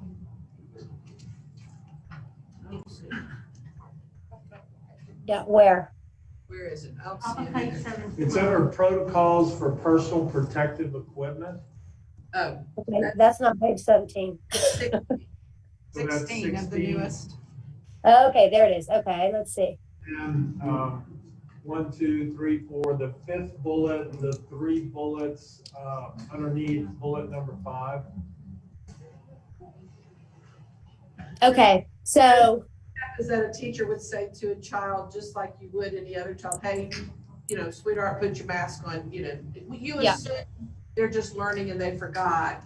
And, or you might even say to the whole class, hey, has everybody got their mask on? Just to remind the 3 kids that don't to put it back on. Kind of like Tracy reminded me a few minutes ago.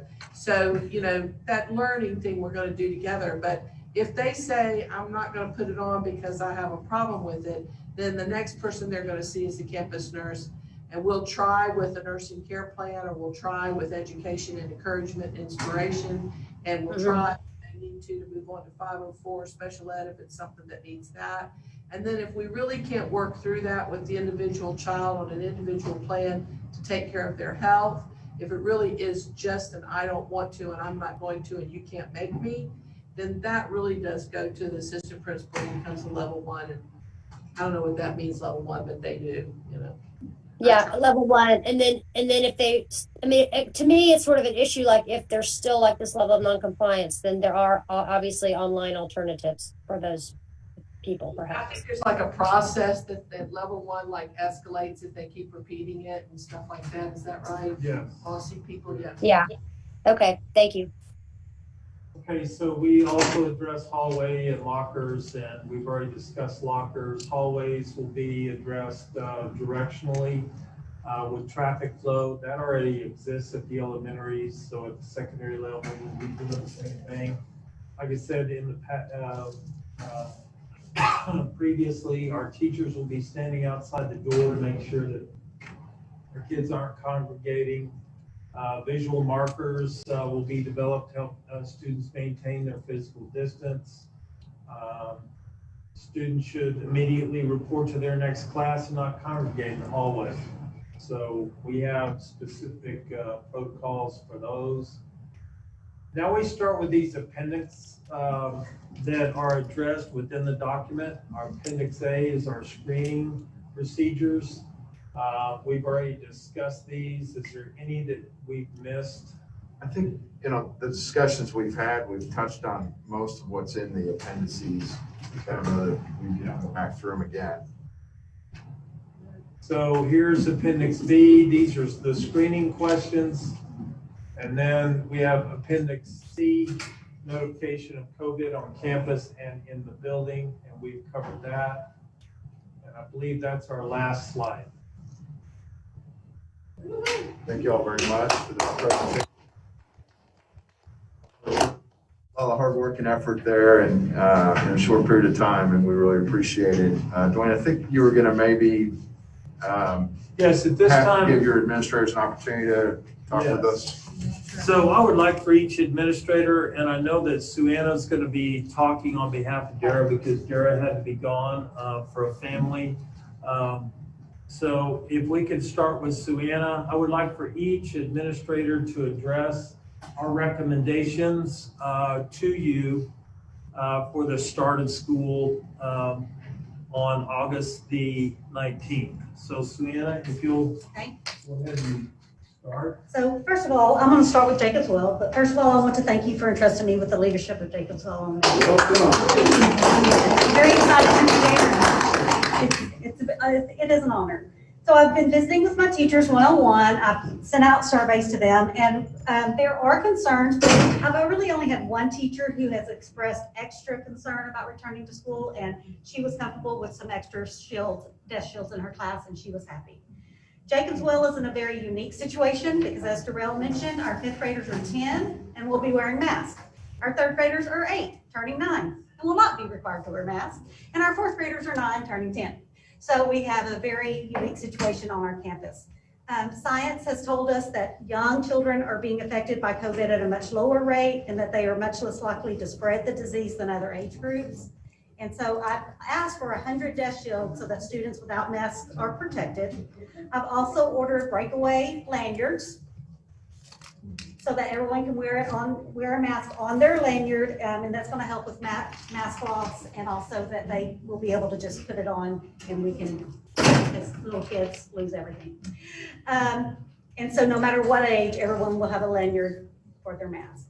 So I feel, and I know that Dara feels the same way, I'm going to make some points for Dara here in a minute, but I feel the elementary level should start on August 19th with all 3 options. Implementing all the safety and health precautions in the back to school document that we just went over. And I would like to see the survey that we've created asking our parents their choice of learning options sent out to families this week in order for us to better plan for those 3 modes of learning. So at the elementary level and the primary level, Dara and I both feel like we need to get our kids back on campus, but also have that option of the distance learning for our parents who are not comfortable with that. Dara is also worried about her tuition-based pre-K. If we do not offer face-to-face at tuition-based pre-K, they're going to have to find childcare somewhere else. That tuition is gone, and they're not going to come back if they've already found childcare somewhere else. If they're not going to bring their kids to school, they're not going to bring their kids to school. But if they need that, then we've already gotten deposits. We've already gotten first month tuition on some kiddos, and so that's one of the issues at Blue Hole. Any questions? So the recommendation is all three options at both Blue Hole. Well, all three and- options at Jacobs Well, offer the Okay. parents all three options at Jacobs Well, face-to-face, synchronous and asynchronous. See where they are so we can start planning. At Blue Hole, it would just be face-to-face or And asynchronous asynchronous. because it's, yes, That's that's all mandated that's by the offered state. according to the state. Okay, great. Thank you. All right. Is Okay. that Greg? We want to start on the 19th with kids. That would be great if we could do that. I think we've, put all the safety protocols in place that we can. You can't ever be 100% safe, but, we've been talking about this since May. We've really, every summer, we look at all of the safety things we can for whatever issues we might have on campuses. And we've been looking at this, like I said, since May and June, and now with this big document that we have right here. The feeling that I get from parents, just talking to parent after parent after parent, and I think this is kind of bore out in what Alan shared with us about the surveys that we originally did. I think the majority of parents are ready to get back and have their kids back in school face to face. I think there are some legitimate concerns about safety that we've heard, and I think there's some staff that's very concerned about safety and health. And so, I would estimate that there's 6 or 8 or so teachers that have very, very serious concerns about it. But that's the reason we put this document together, and Darrell and Roz have, gone over all of the safety stuff that we can put in place. And, they're meeting individually with teachers that have concerns and trying to set up the classroom as best we can. And so, I know districts around us are talking about not starting face-to-face on the 19th and pushing it out a little bit further. I mean, how far out do we push it? Do we push it to October? Do we push it to Thanksgiving? I mean, so I don't know what the numbers say on that. I do know that we are ready to have our kids back. Teachers are ready to have the kids back and see them. And I think parents are ready for that too. We kind of ache for that. We're ready to go back to that, and it would be wonderful to go back to normal.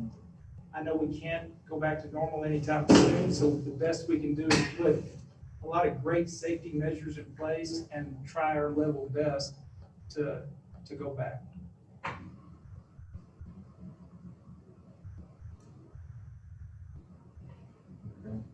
Question? Well, I'd like to know how we're going to address the concerns that we've received from many teachers over the last 3 days in how to implement asynchronous learning and how they're going to be able to manage that. And if we go ahead and start on the 19th, is that enough time for us to come up with those alternative plans on how that's going to happen so that in face-to-face learning and asynchronous learning and synchronous learning are all happening? We need to get them back on campus and do that and work and figure that out. When we had all of this fall in our lap in March, that was we basically spent spring break just quickly getting up. They've been out since then. We need to get back and the teams work together and figure out how that's going to be. I don't anticipate that it's going to be perfect on August the 19th.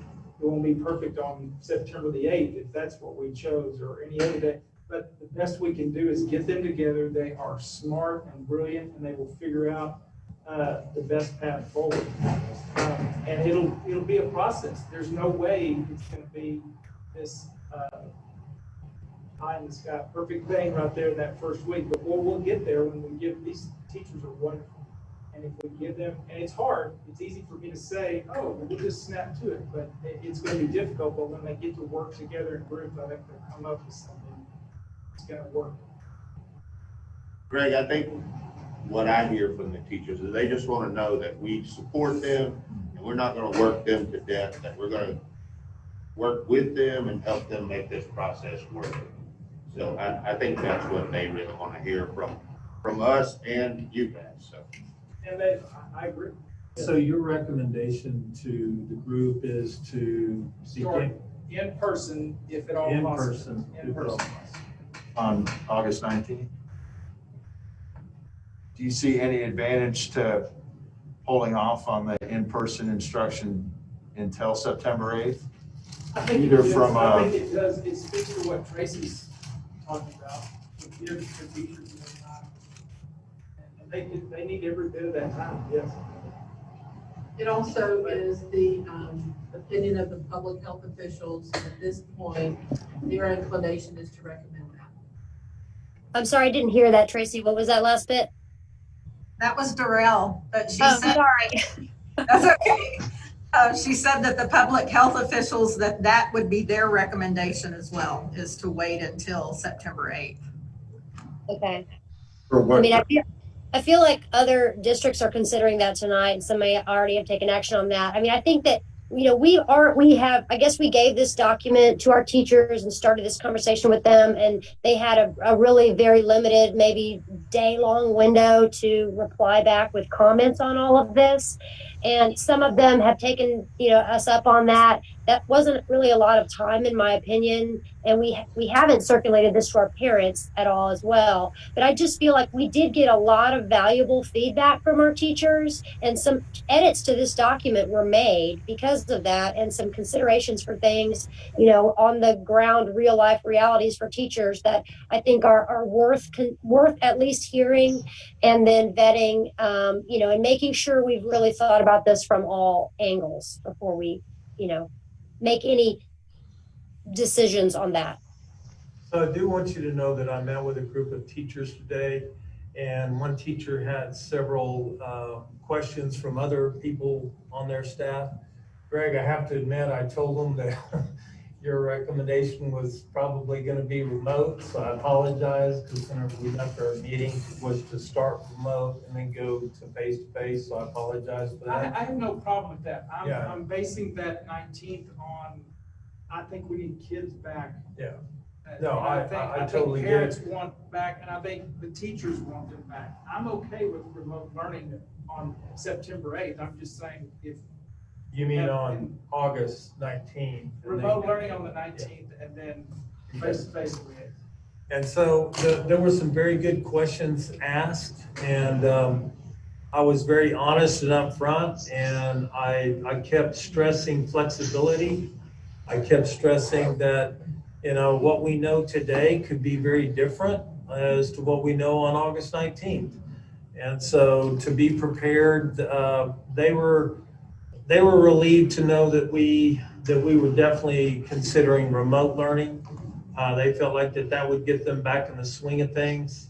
I talked to them about the different options as to what that would look like. Some of them are viewing this as a double duty, and what we're trying to provide for them with technology and with headsets and everything is that face-to-face and synchronous could go together. But one option that is definitely out there, and I used this as an example. I've already said this. I've talked to so many groups today, I don't know. But let's take 7th grade science, for example. Let's say that within the 7th grade, we have 16 kids that want to go synchronous. And we'll change the schedules up to where a 7th grade science teacher then will have one period of only those kids in synchronous. And then that way, that takes a burden off the other teachers of trying to do both. And so we're doing everything that we feasibly can to make that work for them. Okay, Jason, I'm sorry. Jason. Well, it's definitely a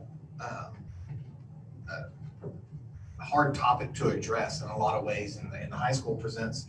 Every campus has their unique challenges, and when we talk about students, when we talk about maturity and responsibility, where you would like to see some advantages to that, I'm not for sure if those exist from one campus to the other. When we're making these sorts of decisions. When this was sent out to the teachers on Thursday, I'd already known that there were a few teachers that were concerned about coming back. And the high school, if all were to walk in the door on that first day, looking at an enrollment of over 800, we had about 62 teachers that are on staff. I've already knew of about 4 or 5 that had some concerns that were more health related, I guess, for their own personal health or some health immediate concerns in their families. Sending out the document, I feel like I picked up about more concerns from about 4 or 5 more teachers. Some of these things are just a lack of information, and it's probably not very reassuring from them when all I can tell them is that I don't know yet. And we received guidance on Thursday, and then on Friday some of that guidance had already changed after we'd already spent numerous hours trying to get this document prepared. And so it's been difficult. It's hard on them. It's stressful for the teachers. I have some that are very apprehensive. I would like to. I know where their heart is. I know where their heart would be. Let's just rewind or skip 2020 or whichever direction you want to move, and just go back to the way it was when we left on March 13th. And but obviously that's not going to happen or take place. So trying to get all these protocols out in front of them and answer some of the questions and concerns that they have is important. And trying to solidify something for them, even though it may change, I feel like we're getting to the point where we have to start making some concrete decisions to help set some of their minds at ease, or if they're just waiting on that to let us know that they have a concern, then we can address those concerns in a more timely fashion as well. So, any direction that we go, I just feel like that there has to be a direction. That way that if there are concerns and things that we need to address, that we can go ahead and already be proactive and start to address those. If there are things that we need to do are circumstantial per individuals, then we can set up and establish plans that are going to allow us to do that as well. From a student standpoint, I would like to think that everyone will be is ready to come back, and I think that for the most part they are. I just think about my own personal children. I'm pretty sure my 9-year-old would sleep in a mask at night if she thought it would help her get back to school on time. I know that's not what the high school's concerned about as much, probably. But some of the things that I consider, I feel like that most of it is manageable, but it's going to be so much different. Putting tape in the hallways and trying to manage the number of people in the bathroom, putting tape on the cafeteria tables, all things that are manageable, I believe. And I would say that a lot of people are ready to get back. Some are still apprehensive. So in terms of a hard recommendation, it's hard. Here I'm saying that we need to make some decisions, and I'm leading the way. I'm having a hard time making a decision. So I want to hear the concerns of the teachers that have them, so we can try to address those concerns. I do think starting on August 19th is imperative, whether that is with minimally all 3 options, or if it is a remote grace period, if you will. But high school also has the options of a hybrid type model that the other campuses don't have, where you just try to limit the number of kids that are in the building, and maybe just try to hit them 2 to 3 days a week instead of trying to have them all in there at one time, with remote learning in those gaps. Mr. Wilkes, Ms. Parker, and I've thought about those options and scenarios and given them consideration. If that brings both of those worlds together, then I think it might be a viable option. But I am game and ready to go to work any way I can to get back in front of students. And if that's August 9th or September 8th, I'm just ready to accept that challenge and move forward. Because of the apprehension, I thought, honestly, before Thursday, before we sent the document, I thought everybody was ready, absolutely ready just to come back and let's roll up our sleeves and get kids back in the building. Over the weekend, I did hear and see some concerns and things that made me a little more apprehensive on making a firm commitment. But I am ready for August 19th to get here so we can get it back. I'm really ready for August 3rd so teachers can come back in and see the building again. And even if we went remote for those first couple of weeks to get through the Labor Day weekend, I would want for the teachers to be in the building doing their remote learning, and then let us come up with plans of contingency for their personal children. I also feel like that there can be some differences among campuses when we start this back, because I would trust my sophomore daughter at home if it was not her day to be on campus to take care of the things that she needs to take care of. I like to feel that all parents can feel like that they can trust their child at home from time to time as a high school student. I know that's not always the best option either. So when we consider options for special ed students and everything else, but right now I just feel like that I think we can we're 50-50. We're going to create more fears by committing one way, and we're going to alleviate some fears by going one way. So I know it feels like a no-win situation, but I do, like y'all have already said, that I want to acknowledge the concerns that people have and try to have a plan in place that's going to help alleviate those concerns. So if we start on August 19th with all 3 options, we will be ready to go.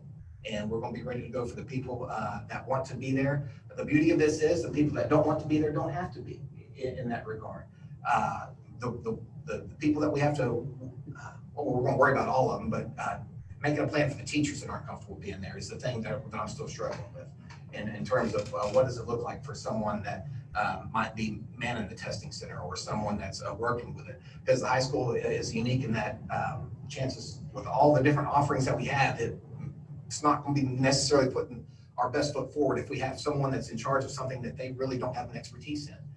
So we have a few more kinks that we have to iron out before we can figure that information out. But all that starts with knowing how many kids are willing to be in the building to begin with. I think some of those questions are going to be answered on their own after we have a better idea of who's willing to be in the building on August 19th. And depending on what those numbers look like, a lot of the other concerns may be moved. We might be able to do more social distancing in the classroom than we thought. As the high school schedule stands right now, we do have a couple classes that have 36 and 37 kids in them.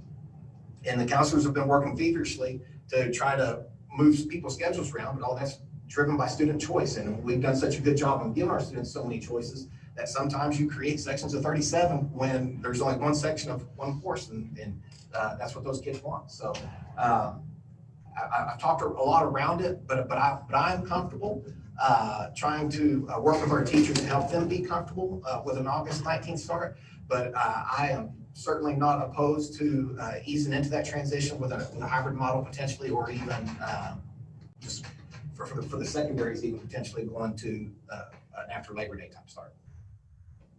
So I recognize the importance of the elementary dilemmas as well. And the different challenges that presents parents. So good input for sure. Yeah. Go ahead, Dwayne. So we surveyed all these school districts, and I just kind of want to go through this list so that you guys know. Every school district that is on this list is starting sometime in August. And for the ones that are not having a board meeting tonight, it looks like their first 3 weeks are remote, which would be synchronous or asynchronous. Austin, Bastrop, Blanco, Comel, Burnett, Eanes, Del Valle, Dripping Springs, Georgetown, Giddings, and then you get to Hayes. Hayes is starting on September 8th with first 3 weeks of remote. Then you go to Hutto, Johnson City, Laga Vista, Lake Travis, Leander, Marble Falls, New Braunfels, San Marcos. It looks like the earliest start date would be for Hutto, which would be August the 11th. And they didn't share any information as to whether or not they were going to go face-to-face or remote.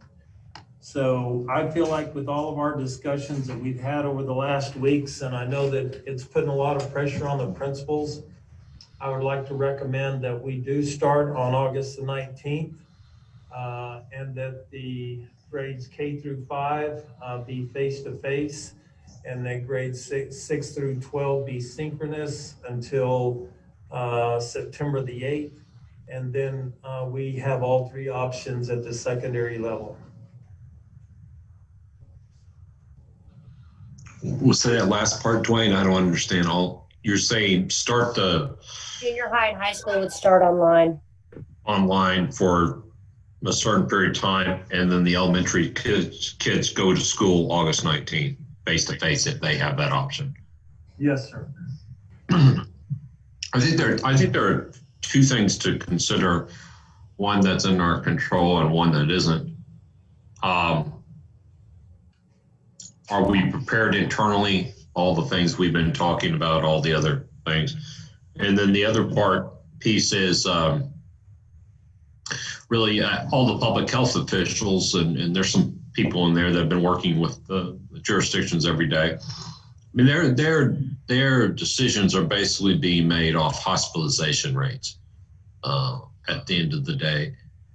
And let's say that come August the 15th or 19th, I mean, we have a 100% capacity in this region of hospitalization. I understand, talking to some Travis County officials today, we're about at, what, 85, 87% now.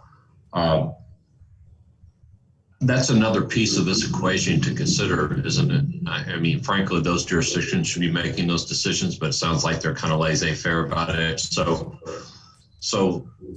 are we prepared internally? And then what are the outside conditions that us collecting a bunch of people together may have an impact on one way or another? That's the way I see it. I don't know, Ken, do you have a comment on that? I mean, you've been working in that as well. I mean, it's you're basing those decisions on hospitalization, correct? Yes. Yeah.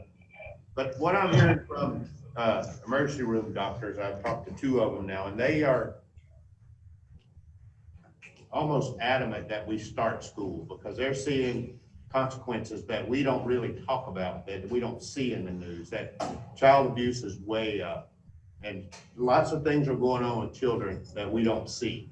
And, you know, with our children in this room right here, we don't have that problem. But there are big problems in communities. And these doctors... I don't doubt that at all. These doctors feel like these kids need to come back to school. And it's incumbent on us to be responsible and take care of them when they get here. Because sometimes we might be the only sanity they have in their life. And if we keep pushing this out, you know, kids are going to be injured by this. So that's the only consideration that I'm looking at. And yeah, I'm worried about the teachers, and I'm worried about them being overworked, and I'm really worried about all of that.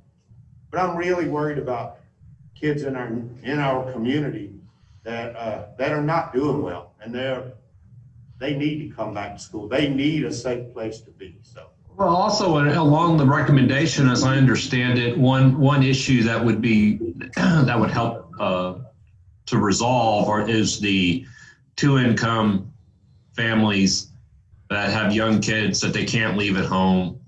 I mean, you could, for the most part, you could leave a middle schooler at home, right? By the recommendation which Dwayne made, it would give a place for the families that don't have the options of where to send their kids.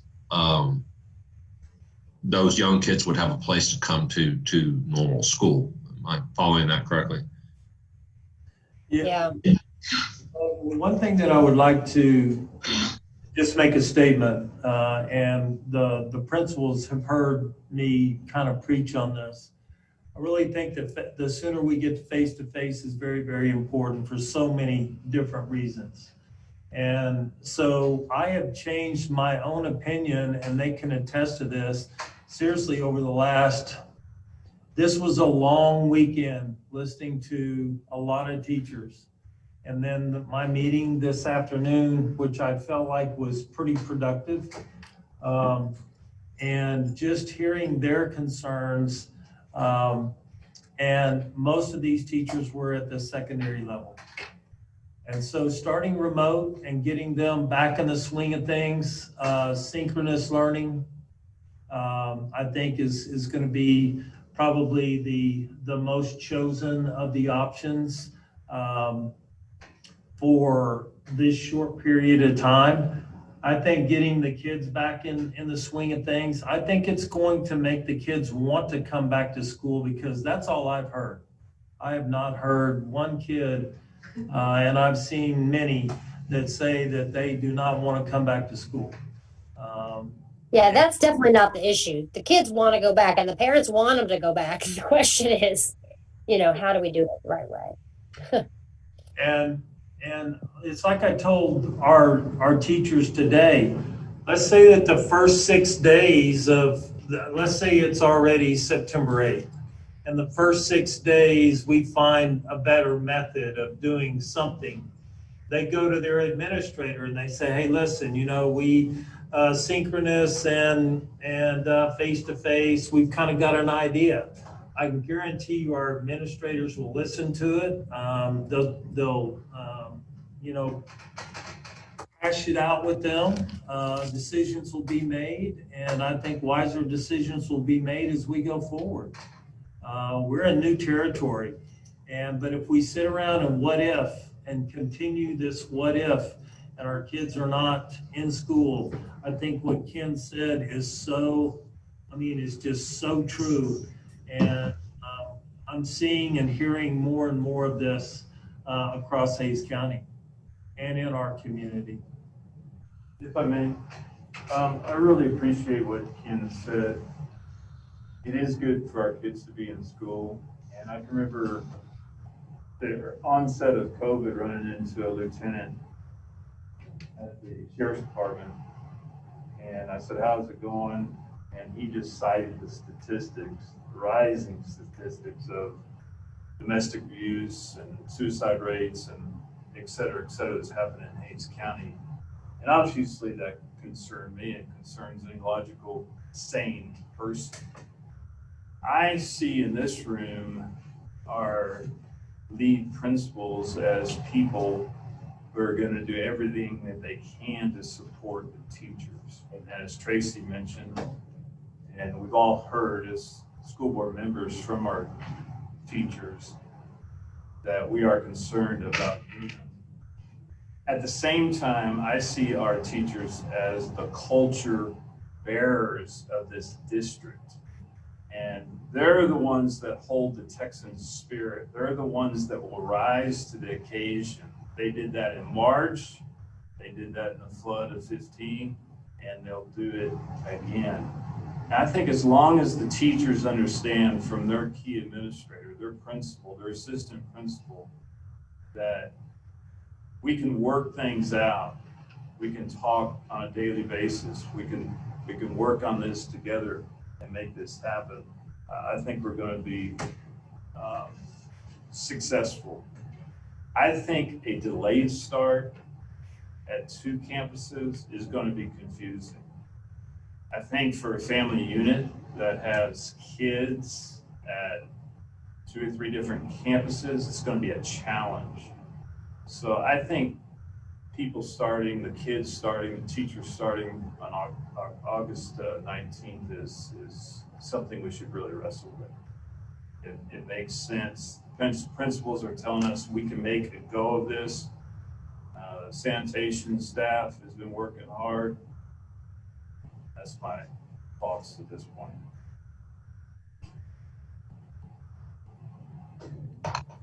Well, has the question been asked to staff and the administration that if what, if anything, in supplies or time in planning and organization, would 2 or 3 weeks of not having on-campus school would better prepare from an educational standpoint or a public safety standpoint, or is that irrelevant in regards to the supplies, the training, the organization, and indifferent, ready to go at the same level August the 19th or September the 15th or whenever that time would be?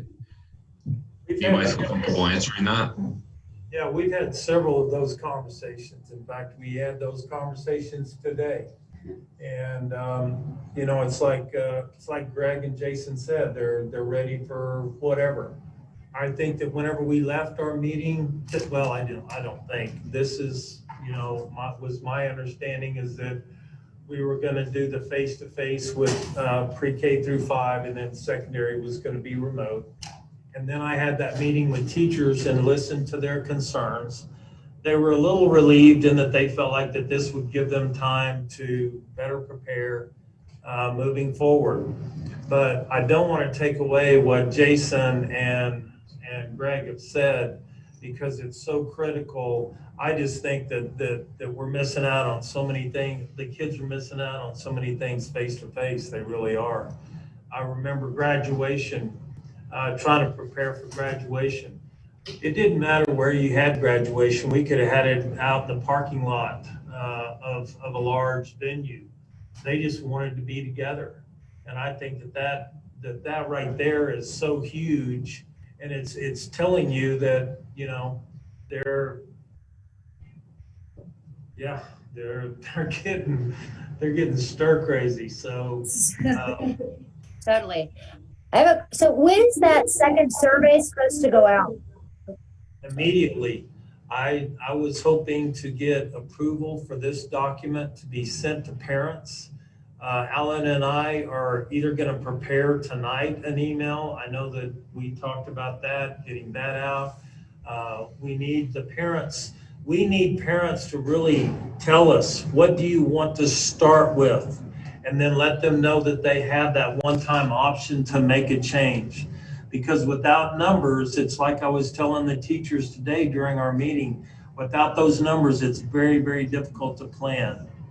And so getting that out ASAP, getting those surveys back as soon as possible, getting numbers together, getting them to the principals, the counselors, making decisions on schedule changing. What happens if we have the opportunity of having just a synchronous class for each core subject, and then you assign a teacher to do that, and that takes the burden off. All of these are unknown, and until we get that survey back, we're not going to know. So that's sort of just my a point. Yeah. Sorry. Go ahead, Laura. I was just going to say that's sort of where I was going with that is, we need that second survey back to really, and we need our parents to be making that decision with at least this draft document in hand so they can understand what's going to happen in the classroom and on campuses and make the best decision that they can. It's probably going to change from what the previous one was a month ago, and it might change a month from now. And I think that, my question is sort of with that internal preparation, if we give our parents a week to respond to this, and I think we should give them, at least, that much time, that then we only have, 3 weeks or something before school's supposed to start. Is that really enough time to make all these accommodations and schedule changes and do all these things? So that's my concern. I think realistically, we might, need that extra time. But what I would like to say is, while we're waiting for the survey to come back, they're not sitting idle, waiting, going, oh, we don't know what people are going to do. They're going to continue to prepare, and then they're prepared either way. They're not, when we send this survey out, all work doesn't stop. I mean, they're still going to be working towards that. And then they can make that decision when the survey comes in. But I think if we keep putting this off, it's not going to be good for our kids. I hear it time after time. Kids are becoming depressed. They need to get out. They need to do this. I think we're not doing children a good favor by leaving them at home and separating them. I think that we're going to have more unintended consequences than we know. And I know it's a huge decision, and I know it's dangerous, but I'm really worried. When I talked to a coworker today, she's raising her grandchild. Her grandchild is depressed, can't get out, needs to have some stability in her life. I mean, in my own life, I have to be able to work. I dread the day I have to retire, because what the heck am I going to do? I'm going to sit around and do nothing all day. And that's what kids are doing these days, and it's just not good for kids to do that. And it is dangerous for them to come to school. But what else are we doing to these children? What else are we doing to our community? Because we keep talking about the parent has to be that, the parent has to be this, and we've known for a long time that sometimes we have to be the parent for these children. And it's awful that it has to be that way, but that's the reality of it. Sometimes we have to be the parent for these children. We're the only advocate they have at times. And if we keep pushing them away and saying, don't come to school, I think we're going to have some unintended consequences that we're going to suffer with for a long, long time. And that's my 2 cents worth, and I'm going to continue to yell about that and just say, we have to do a good job of taking care of these children. We have to, but we have to get them back as well. So. And I do want you to know that with all the planning, and I heard the principals talk, we didn't start this planning just yesterday. I mean, this planning even started, realistically, it started whenever the governor said, we're not coming back to school. I don't know exactly what date that was. Do you guys? Was it May? Was it the first week in May? Is that whenever he finally came out? I don't even remember. I mean, well, we've talked about it a long time. The first Right, official so- meeting we had was May. Yeah. But So we've been planning for all these different scenarios, and then TEA would change. They would come and tell us that we were going to do something on Tuesday. They'd change it on Thursday. Then the governor, he kind of threw his 2 cents in. And so we've been playing this, we just been playing this game of unknown. And now we feel like we've got good information. I think that TEA's put together some good options. And I think that we can utilize whatever those options are. I would really love to see our kids come back face to face. I really would. So can I ask a technical question? So we have a document today and a timeline that our superintendent has made a recommendation to us on. The people we represent have not seen this document. We plan on sending it out to them with a survey immediately. Where does their input come into this document? And I'm being technical here, but say I made a motion to approve your recommendation, Dwayne. We send this out. Where is the opportunity for feedback from our constituents and the parents to provide some sort of input and evaluation to this document? Do we pass it with your recommendation on the grade categories and the timeline that you put, but the document is a draft that was adopted by the board, and we come back and finalize something later? Or how do you suggest we go about that? Okay, so we sent out a survey to the parents. When was that, Alan? Do you remember the approximate date? Yeah. I'm familiar with it. I filled it out. All right, so then we started this task force putting together this document. It became an overwhelming document because there were so many things to address in this document. There were several questions asked to me by teachers today as to, is this set in stone? No, it's not. This is a moving target. Let's say that the parents came back with 5 or 6 concerns and wanted to amend this document. We need to put this document out there as if this is still, I don't want to call it a draft. What term would you use? Proposal, and that we want your input, and then at the next board meeting, or we call a special board meeting, whatever that is. Okay. I just think we're really running out of time. Tell you what, I'll make a motion on your recommendation, Dwayne, based off making sure that we make clear to our parents and our teachers and people we represent that this is a proposal in which we desire input. So I will make a motion to approve the superintendent's recommendation as stated with those added additions. So what is that? Are you saying that you're making a motion to approve that we start K through 5 on August 19th in person, and then 6 through 12 on August 19th virtually, but in person after Labor Day? Yes, because I have shared that information confidentially with some teachers who were pretty stressed out about it, and it did relieve some of their fears. So that's my recommendation. Now, just to be specific, what was the exact time for the middle school and the high schoolers in the recommendation to come back to have the opportunity to have face-to-face? September 8th. It's like 2 weeks later. 2 weeks later. Okay. Yeah. I'll make a motion for discussion on that recommendation. I'll second. discussion? I again reiterate that I believe that our principals are ready, and I am confident that we can have our students back in all campuses on August 19th. And I too will say, I really feel the pressure of our teachers and the teachers wanting to take that extra 2 weeks to get ready.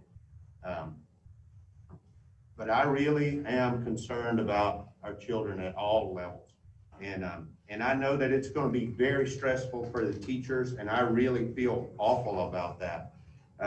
But like I said earlier, I want those teachers to know that we're going to support them, and we know that this is not going to be ideal. It's not going to be perfect. And when they're overworked and they're stressed, they need to go to their principal and say, something's got to change. Something's got to be better than what we're doing right now. And I feel certain they will be able to work that out. But they have to know that they can go to the principal and say, I haven't been home before 7 o'clock this week. I haven't seen my children. Something's got to be different here. I need this fixed, and what can we do? And then they all sit down and hammer this out. I'm really, really worried about these children. So that's my 2 cents with that. And No, I agree with you. I feel horrible for these teachers. I do. It's a very difficult decision. I understand where you're coming from, Ken, and I totally agree. And I mean, that's why the American Academy of Pediatrics came out with their initial recommendations that they came out with, that everyone should go back to school. But, and that's sort of what that's all based on, is their psychological, emotional, well-being. I mean, there's literally almost no really good right answers here, right? I mean, we're doing the best we can with the information we have. I think by doing it the way Dwayne has, suggested, we got to kind of open 2 of our campuses and see how it goes. And then the other 2, we start online and see how that goes. It gives us just a little bit of breathing room and wiggle room. It seems to be in keeping with what other districts are doing all around us, and in our county with the same sort of circumstances. So it, I feel like that is a good justifiable decision to get us started and give everybody something to work towards, and work together to get there and get us open as best and as quickly as we all can.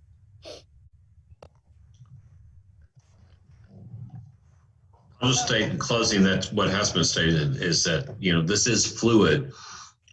Today is July the 20th. August the 19th could look very different than July the 20th. And I know that we will continue to monitor all these things and look at what's happening in our immediate community, and also look at hospitalization and things that are happening in the larger regional community, so that we continue to make the safe and best decisions that we can. Okay, so Joe and I and Dwayne have been having conversations about this document since last Wednesday, when it very first came out. And I will say last Wednesday, I was the very first one that brought up, can we start Blue Hole in Jacobs Well in person, so that those little bitties will be on campus, so those parents and teachers will be freed up that have little kids, that we're not requesting parents to break the law and leaving these kids at home alone and not getting anything. But I feel very strongly as well about the safety of children. And just because I don't necessarily agree with they've got to be physically back in school on that day, do I feel it's a good thing to question that.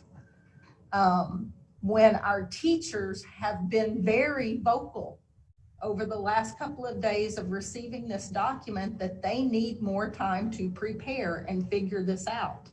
And if we're going to ask them to do jobs over and beyond what they're contracted to do, and that's exactly what we're asking. We're asking for more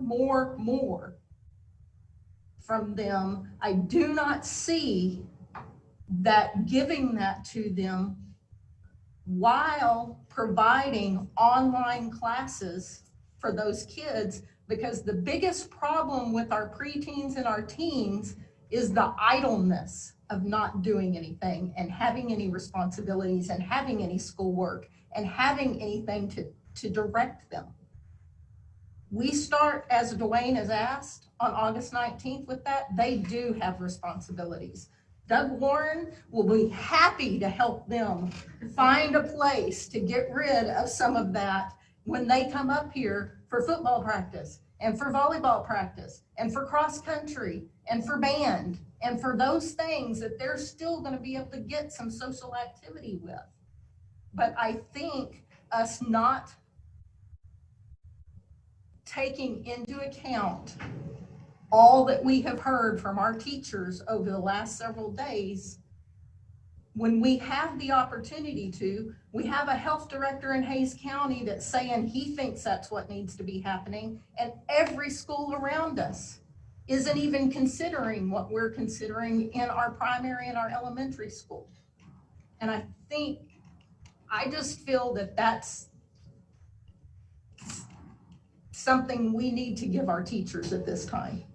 It's such an unprecedented time right now, and for them to give good curriculum, good instruction, and for us and our counselors and our admins to figure out what this is really going to look like, to be able to have a little bit slower slide into that for those higher grades so that their education looks like it needs to and is at the level it needs to be that we're giving them, is something that I want to do for those teachers.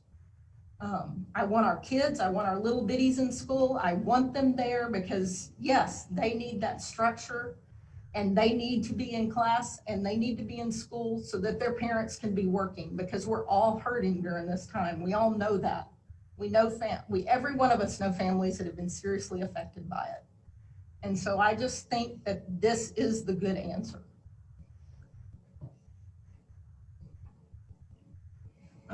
I'll just make a quick comment.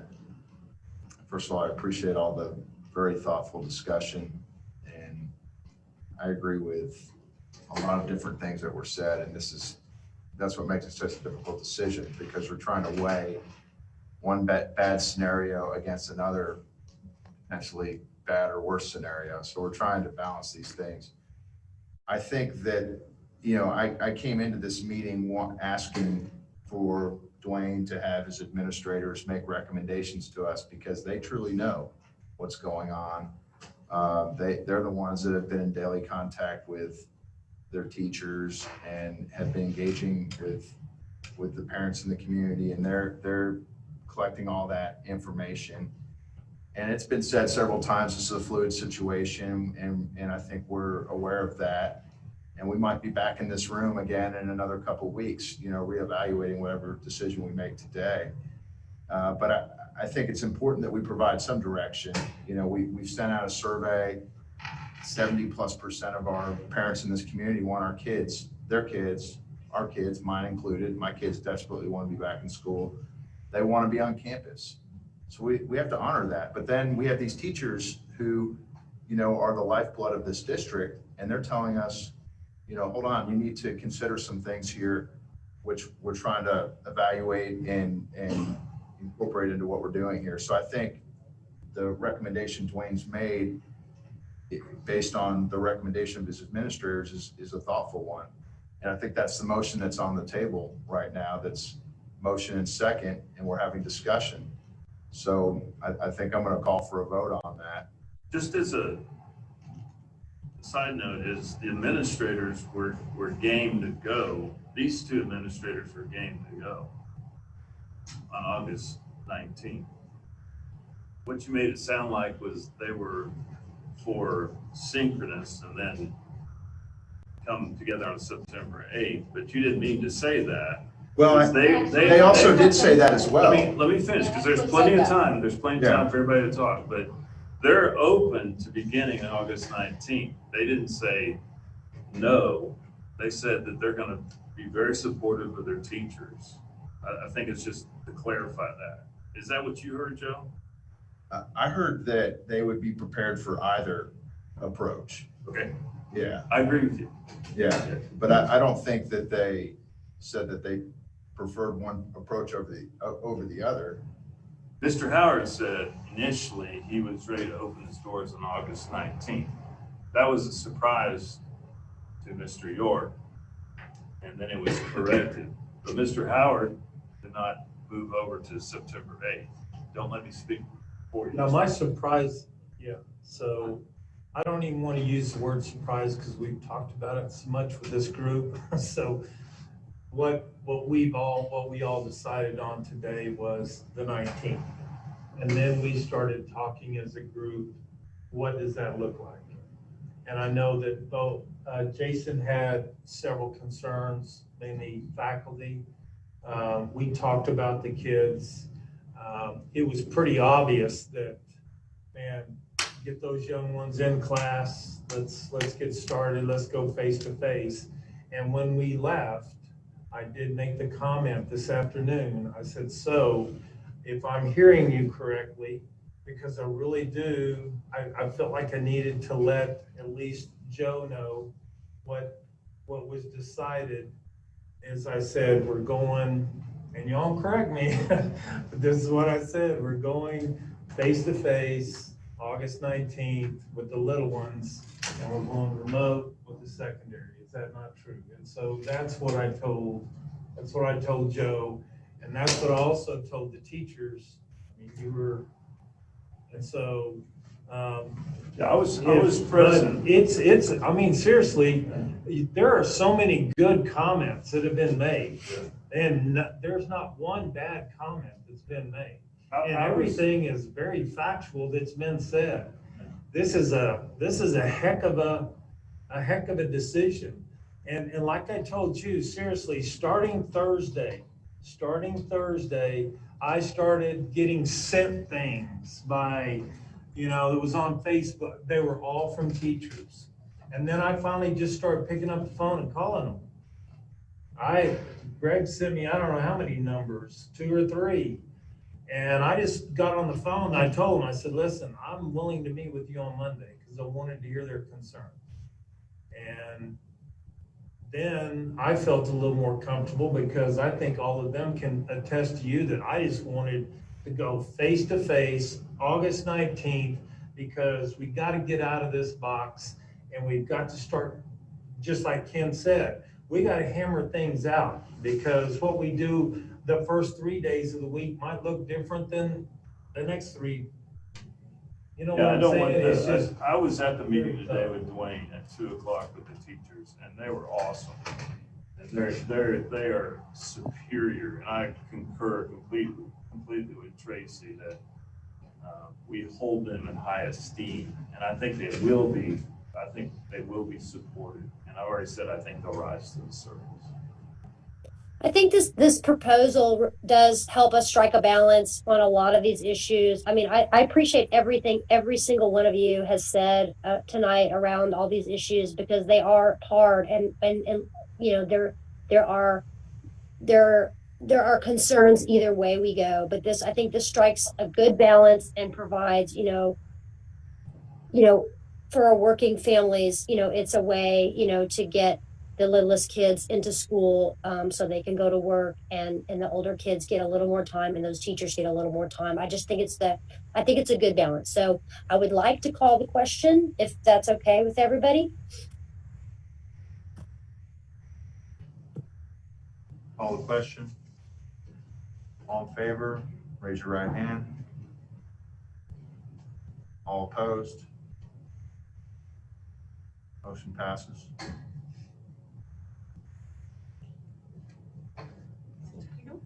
So do we need to do anything with this handbook? Other than I want a spell check done on it early morning, and then we need to start getting it out to the parent. I think when you send it out to the parents, and the only other, suggestion I would make is that you be sure to let them know that, we want their feedback and that this is a working document. It's a work in progress and this whole situation is fluid. Just reiterate that so people understand that they do have a chance to be heard on this. No, I definitely will. That's why Alan and I are either drafting the email tonight. Alan's taking notes. So What time is it, Alan? I We're not can't sending read. it out tonight. I'm gonna say that. It's not gonna be well received. Yes. Okay, Tomorrow morning. so, let's, on these reports, let's go back up to item number 4. We're gonna try to push through these reports pretty quick. What are we doing about the Shack report? The Shack report is actually the committee that just needs to be approved. Okay, we have a roster of committee members that have been nominated, and do we have a motion? So moved. Okay, second? Anybody? I'll second. Okay, motion and second. Any discussion? Okay, all in favor? That's, it passes. I don't know what Lori and Miller do. Yeah, we need to see them. I'm raising my hand. I'm here. We We're just here. see you. Okay, we've got, Moises, you're here with us.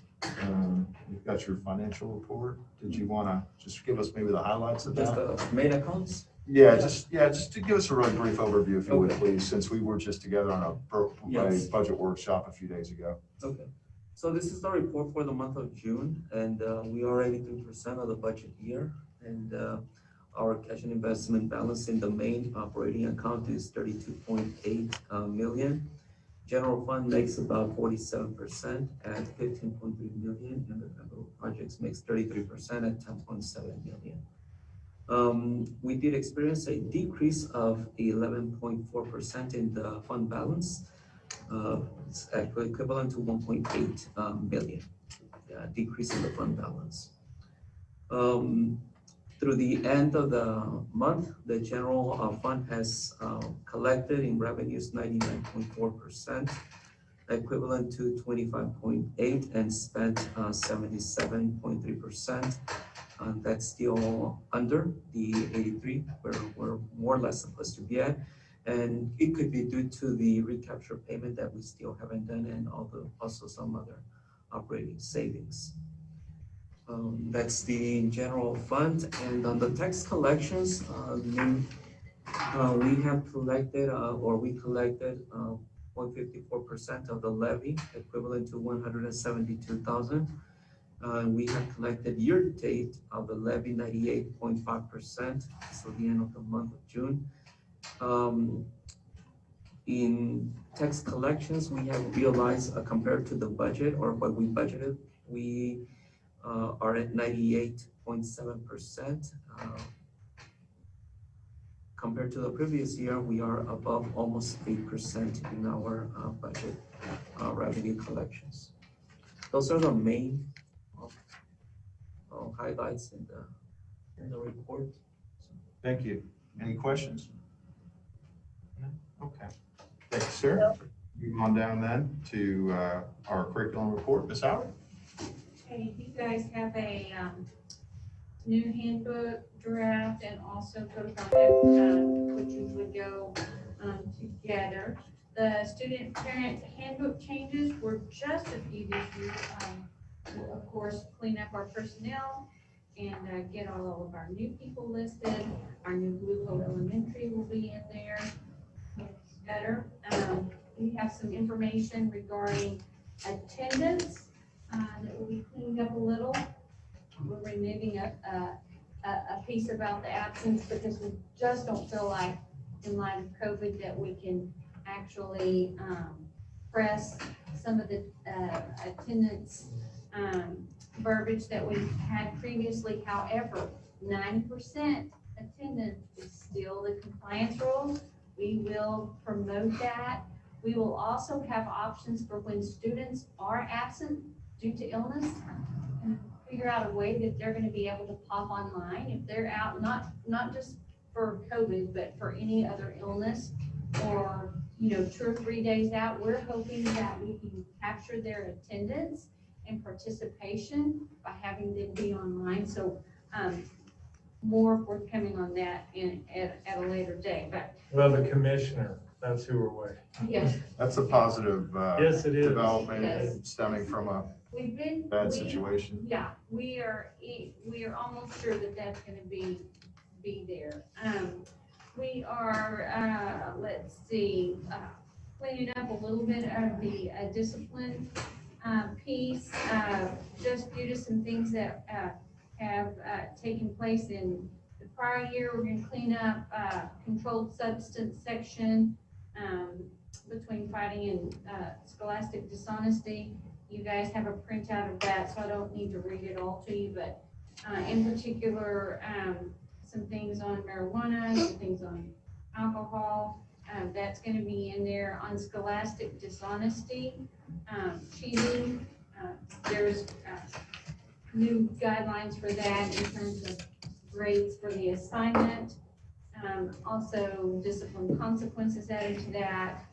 A little bit of dress code there. A little bit on reasonable belief, and this is because we've had a few students in this previous year that we've had notification of arrest, and then we do something with them in terms of an AEP placement, and parents may have questioned that, but that occurs once Hayes County Sheriff's Department contacts central office, and we just have things in motion. So just very few tweaks here and there. Sent you a list of those, and if you have questions or comments or concerns, feel free to ask me now or email me. This is a living document that we have, been able to change it. In particular, since it's online, we're able to revise, revamp as needed, and keep in current law policy. Do we need to approve it tonight? The handbook, there's no need for you to approve. You just want to update you on. Okay. The code of conduct is what you guys approved, and you did that piece earlier. Dee, this is Lori. On page 28, it still says Suanna is at Blue Hole Primary. So That is in our notes to change. At the time that we sent this to you last week before, that was still what was on the books, on the records. We are changing that, and we're going to add in her new assistant principal there, and we'll also change the one for as well. So and I just feel like I always need to mention this in the dress and grooming section, because that section is just really antiquated, frankly. And I just have a few things I want to point out for your consideration. Number one, on general appearance, you don't have shorts listed as something people could wear, which you probably want to add. On the somewhere down here, there's a reference to, on page 34, there's a reference to gang clothes or something. There's a sentence, where is that? 34. I think it's page 35. Anyway, there's a gang reference about dress that I feel that sentence should be deleted. It's got racial undertones and it seems unnecessary. There's also something about baggy pants being illegal. I'm kind of questioning why. There's something, on the first paragraph of page 35, the last sentence of the first bulleted paragraph says students are required to adhere to these guidelines in the interest of good taste. And then it says and modesty. And I think the and modesty should be removed because that has, again, kind of sexist undertones. I think there's something in the facial hair about like saying that we would shave a kid if their hair was unkempt. I think that's probably not something we would do, so we might not want to say that. There's something in the attire about racer back shirts not being allowed. I don't understand why that is. Those are pretty common. And something in the leggings section about a middle fingertip, which may make, I don't understand. Does that mean the top of the leggings need to be hot? I don't know what that means. Covered leggings or pants that hug the leg must be covered by a top that extends past the middle fingertip. I don't know what that means. Does that mean when your hand's down by your side? It means the shirt that you're wearing has to be at least as long as your middle fingertip to cover up, because they don't allow leggings by themselves to be worn. Okay. Oh, okay. I understand that now. Okay. All right. And then again, the hair section, I feel like, students are coloring their hair in little bits and, blue and green and pink. And I think that is not something we should completely outlaw because it feels like that's just something kids do these days. And it's not that big of a deal. It's not distracting because it's relatively common. So anyway, just things for your consideration to move this thing up into the, 2020s, so to speak. Thank you. I'd like to make a comment. And I think I said something similar a couple of years ago when this came up, that it's easy for those of us that are not on campus every day to look at a document like this and say it's antiquated or not relevant or not appropriate in some way and pick out, some aspects of this that we maybe don't agree with personally and say that we should change it. But as I said a couple of years ago, and I'll say again, that's not our job. Here we are as school board members to entrust the running of the schools with our administrators.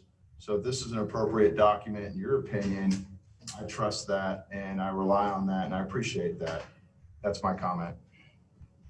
And I'm not suggesting changes. I'm suggesting that that point of view be taken into consideration. And I've heard similar comments from lots of parents, so I'm just kind of passing that along. That's it. Thanks. Okay, let's move on to the next thing, which is our superintendent's report. We've heard part of that already.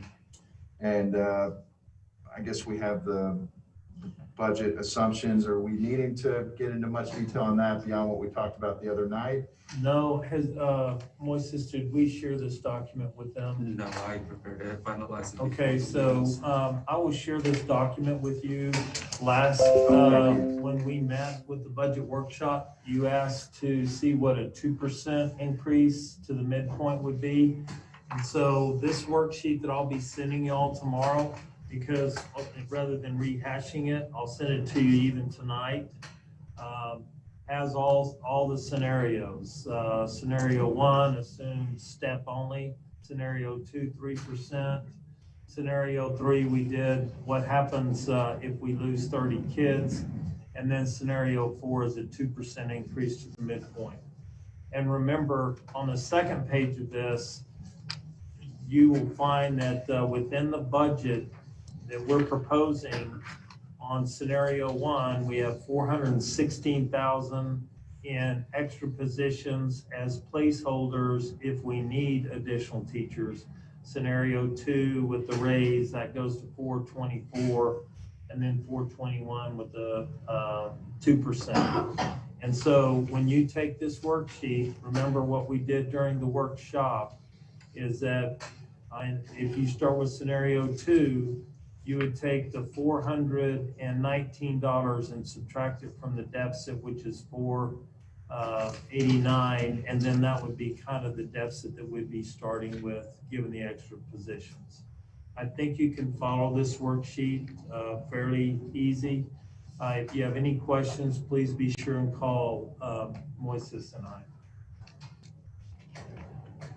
Just from a timeline standpoint, when are we going to act on this?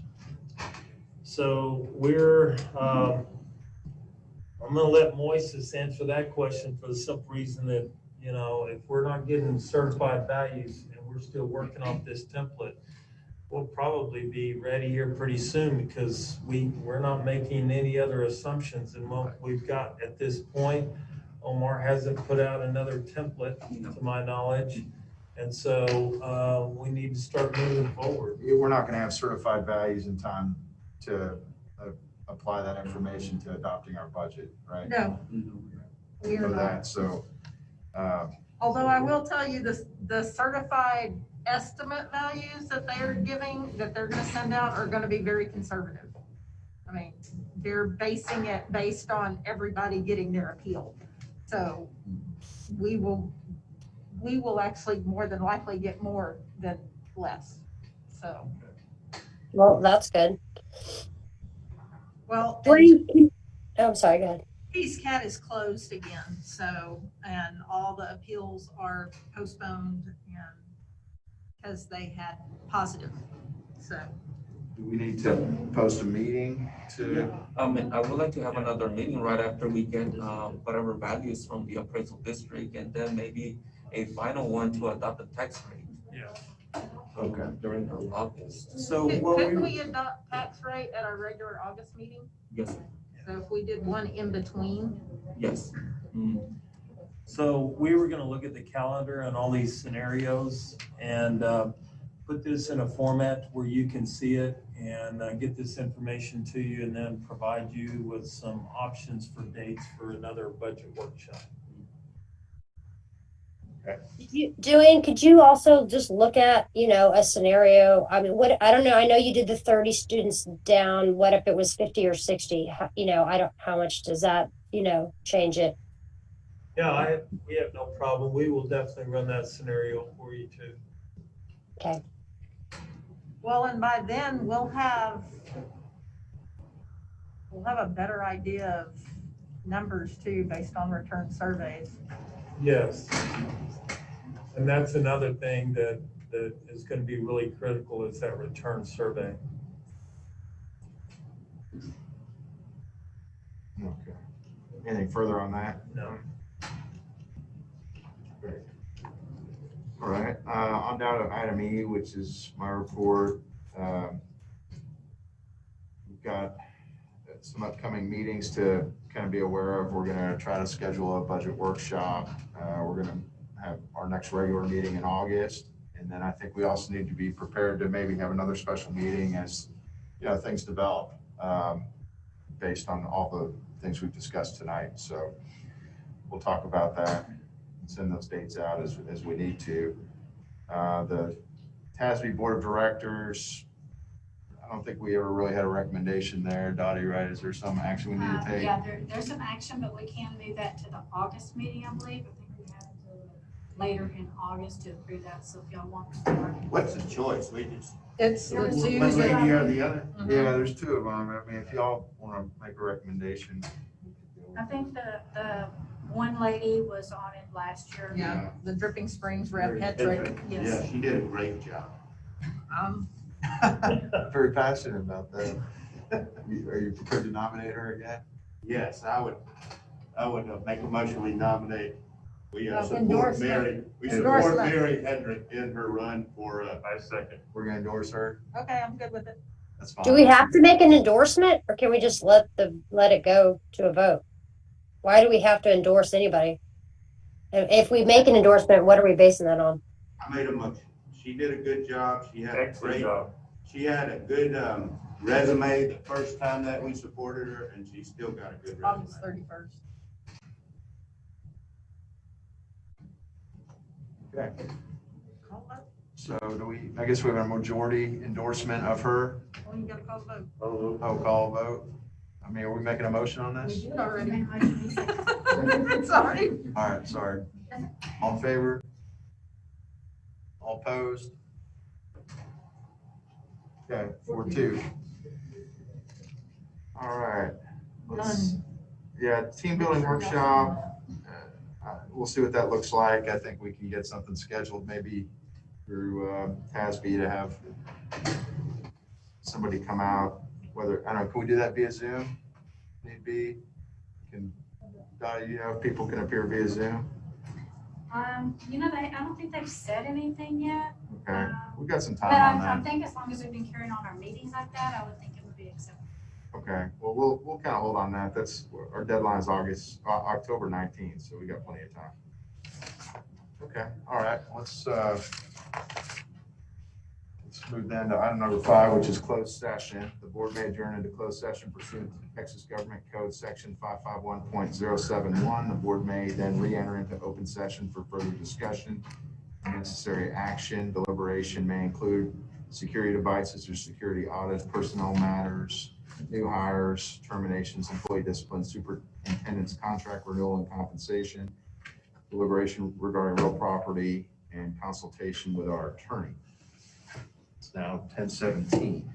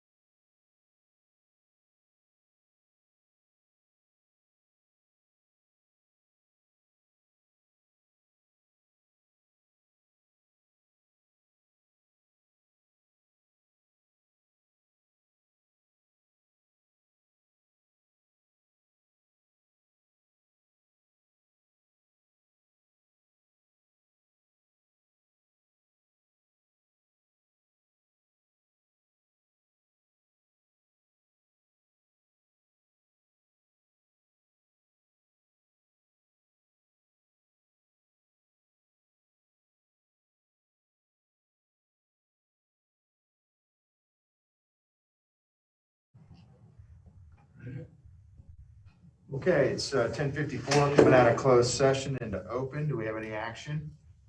I would move that we offer teacher contracts or, well, I would move that we offer contracts to Ann Wood, Marlena Zachary, Kimberly Wood, Jessica Payne, and Kelsey Bench. Second. Motion and second. Discussion. Hearing none. All in favor, raise your right hand. I don't see Lori. Sorry, my internet connection's not good enough for video, so I support. Hand is raised. That's unanimous then. Thank you. All right. I would further move that we offer administrative contracts to Christy Miller, Suanna Thomas, and Andrea Pope. Second. For reassignments. Okay, we got motion and a second. Any further discussion? I think Christy Miller, since she's going from teacher to administrator, that's a new contract, right? Yes. It's a new contract. One new contract and 2 reassignments, just to clarify. Okay, all in favor? I think that's unanimous. Lori? Okay. I vote yes. Sorry, it dropped me again. Yes. Okay, Who seconded that? all right. Rob did. Rob Campbell. Okay.